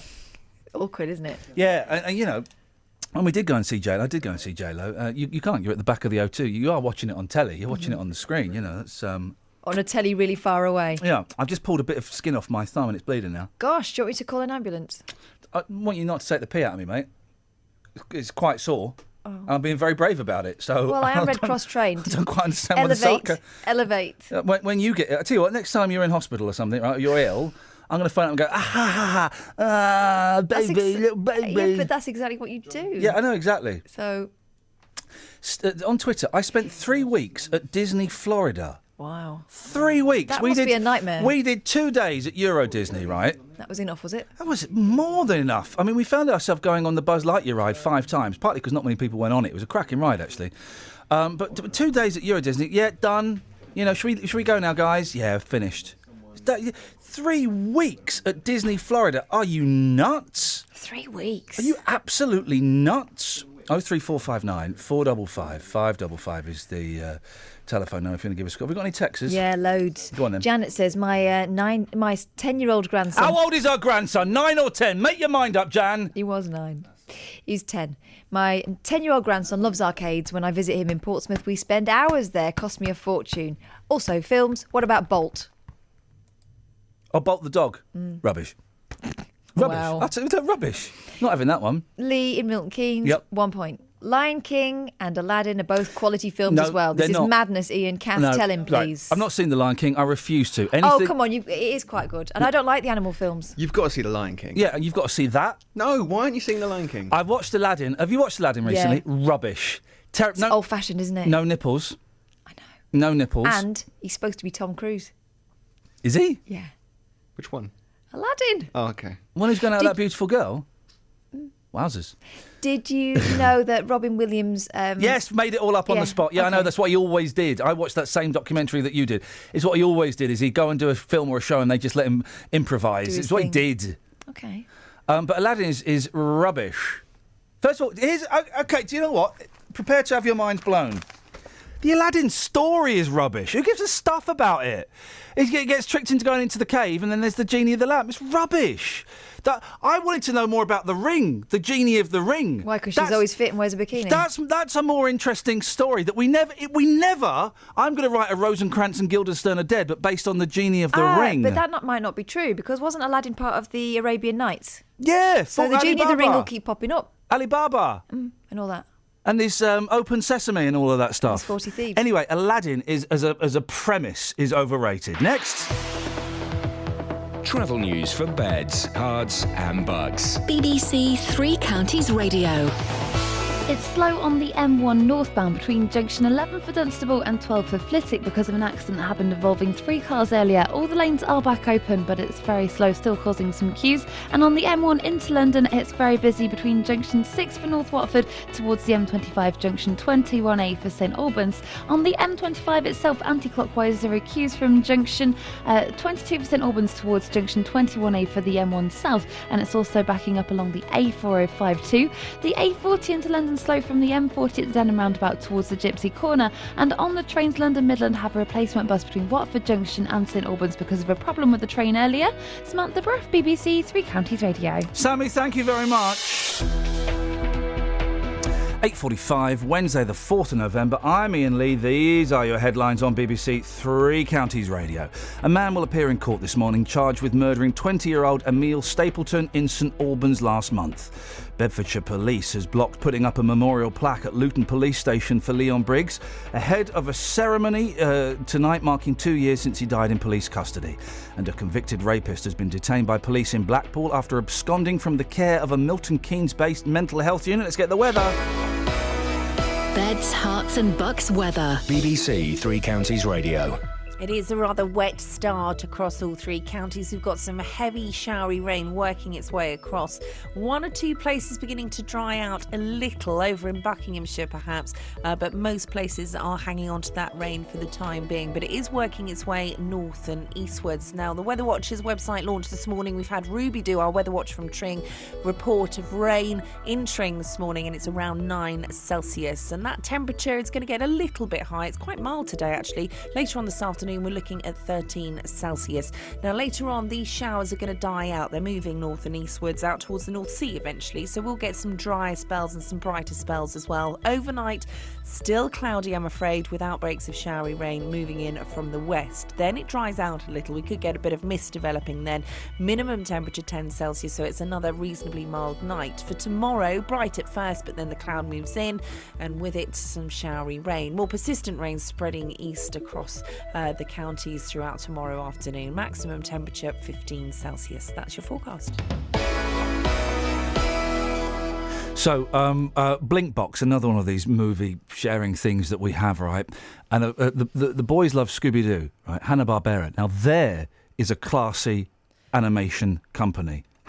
Joseph Hanna and William Barbera. I think it was Hannah and Barbara. I know you did. Of course you did. Of course you did. Well, there's a new one that I've been aware of, and it's popped up on Blinkbox. And the boys, because the eldest can read a bit now, he went, "Oh, look at Scooby-Doo Give Us a Kiss." What? I went, "What's this?" He goes, "Can we watch Scooby-Doo Give Us a Kiss?" Oh, I've seen this. It's not Scooby-Doo Give Us a Kiss. It's Scooby-Doo meets Kiss. I don't know if my boys are ready to be introduced to these guys.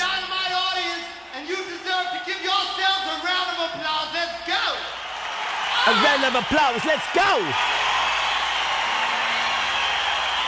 So there is a chance this week my boys may be introduced to these idiots.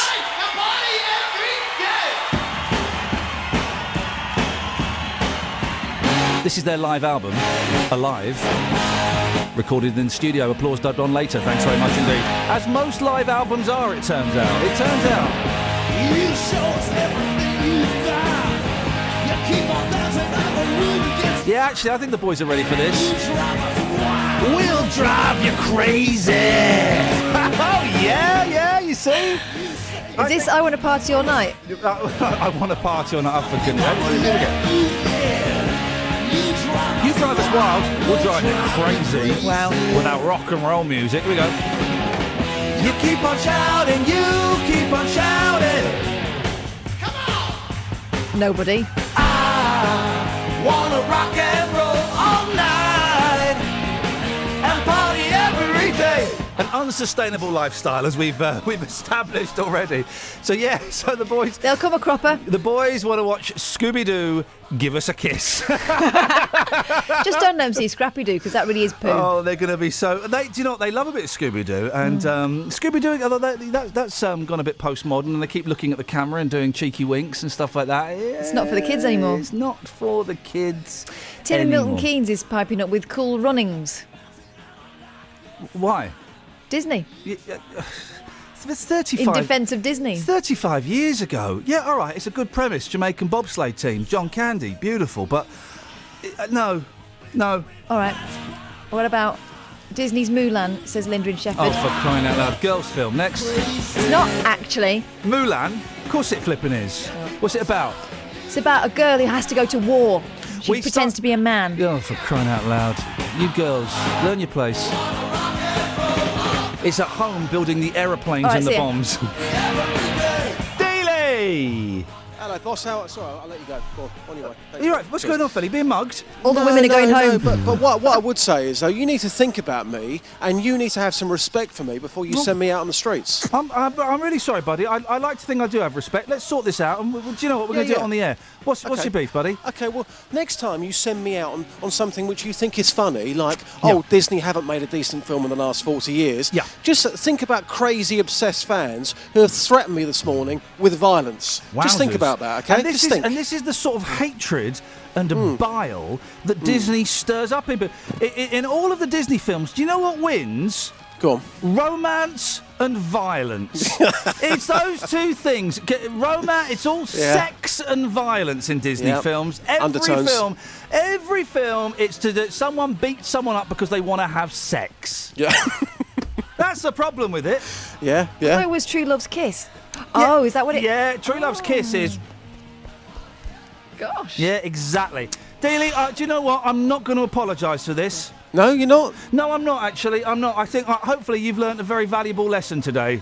Well, I'll tell you what, how about you go out on the streets and you say to people's faces that Disney haven't made a good film in the last 40 years to those people who are obsessed by Disney. You try it. Go on, you try it. Mate, I did my apprenticeship on the streets 15 years ago. Yeah. And the day that an old man said, I know who you effing are, you're that FNW off the telly, and then swung at me, that was the day I decided to... to hang up my microphone and to sit in warm, comfortable studios for varying amounts of pay. So thank you very much for the invitation, but I'm passing on it. Did it get tense out there then, buddy?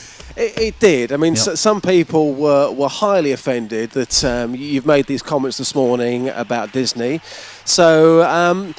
Some of the comments I can't use. Oh, wowzers. I can't use. But I have been speaking to some Disney fans, and they've been nominating the best Disney film of the last 40 years. Here's what happened. Madam, Iain's saying that Disney haven't made a decent film in the last 40 years. Well, they've made quite a good films in the last 100 years or so. Your daughter's got a hand up. Go on, what's your favourite Disney film? Frozen. Frozen. Would you go along with that? No, I'd say probably Bambi, but then I'm a bit older than she is. Yeah. They definitely haven't had their day. They shouldn't be banned. No, definitely not. Disney is legendary. If they don't exist, childhood won't exist. That's a strong line. Thank you. What a load of old balls. All day. Brilliant. Loved it. When you watch a film like that, emotionally, does it make you tinkle? Yeah. Tinkle? Especially in that one because it's obviously comes back from the dead, so to speak. Young underdog rises up and everything like that. It's everyone loves them stories, don't they? So. Well, my mum got a standard poodle. She called him Simba. I had a cat called Nala. Well, he was actually called Simba, and then we found out it was a girl, so we called it Nala. So Iain's saying today they haven't made a decent film in the last 40 years. You're going to put Lion King forward, yeah? Yeah, straight up, definitely. Great bands. Yeah, thanks a lot, mate. Anthony, I'm on the streets today because Iain Lee says that Disney haven't made a decent film for 40 years. How would you like to respond to that? 101 Dalmatians. And that was only about just over 25 years ago, the animation. How far would you go? Obviously, you're a Disney fan. 1968. If somebody was taking the mickey out of Disney, I'm not, because I'm being very careful here. But if somebody was taking the mickey out of Disney to your face, do you think it might turn a bit ugly? Yeah, it could do, because it's been a big company that's supported people during their childhood, it makes it easier for families to have entertainment. So you take those sort of comments very seriously? I would do. Okay, you're clearly a big Disney fan. Have you got a girlfriend? Not at the moment. No, I didn't think so. Just thought I'd ask. Thanks for your time. Right. 101 Dalmatians was 1961. Right, unless you're talking about the awful live-action version with Glenn We might Close. be talking about that, yeah. He Glenn said Close, he did say the animation. He did, yes. He maybe got confused. He was a slightly confused young man. Here's the thing. Everyone's talking like Disney are doing this for the... Well, without Disney, there wouldn't be childhoods. Well, then that's bad parenting. Disney doesn't make my children's childhood. I'm making it. I'm having Disney's a tiny percentage of it. I'm having a darn good crack. Everyone's talking about Disney's this big altruistic. Hey guys, we just want to. If Disney was so altruistic, they wouldn't charge 50 quid for a rubbish Mickey Mouse toy. When I had my kids, I decided I was not going to have Disney in the house, right? People started buying Winnie the Pooh straight away. I didn't want it. All the clothes. I didn't want them to be having that kind of indoctrination. But it comes to every single household, and there's nothing you can do about it. It's just a little bit of people's childhoods, just a tiny little bit, and this morning, boss, you're trying to ruin people's childhoods, and that makes me sick. Thanks for your input, Justin. It's appreciated, and do you know what? You're absolutely spot on. Thanks, boss.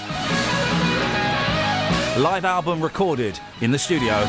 Kiss Alive. Most live albums are fake. Most live albums, at the very, very least, they'll take the live recordings, then go in the studio and fill in the gaps. Tell you what is a great live album that I found in a bargain bin and you discovered recently. Oh, yeah. Carpenter's Live at the Palladium. Oh. That's a belter. That's a belter. All done in the studio. Probably. No. The Beach Boys' 50th anniversary live album. Oh, that's not the band that I saw when I went to see them at Wembley Arena. The band I saw was a little bit rusty. They were old men, but they were good. On the album, it's Robo Beach Boys. It is. It's computers singing. It's incredible. I listened to it once and I refuse to listen to it again. Anyway. In the studio.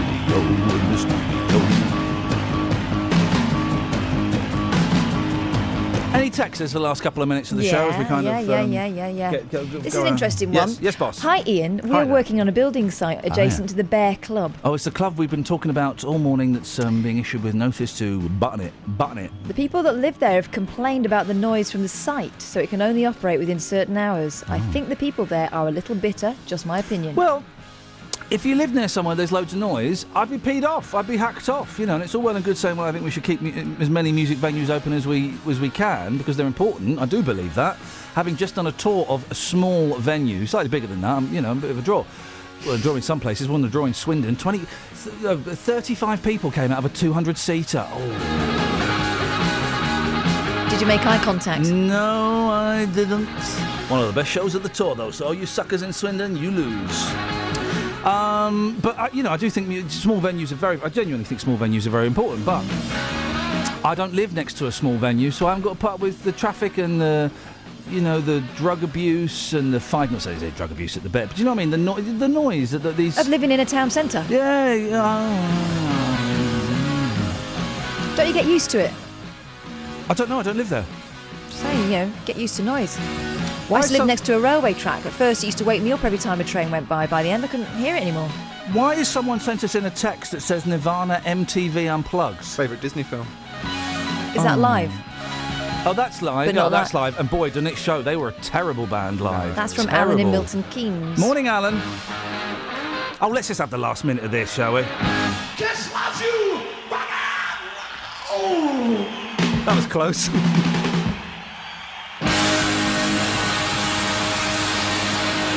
We all panicked a bit there.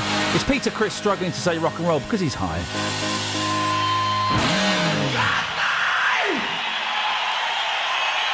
The interesting thing is, all those people cheering had not heard the songs that had just been played before. They were recorded live in the studio. It's a good album, though, Kiss Alive. It's well worth digging out. If you spot it in a bargain bin, it's a cracking album.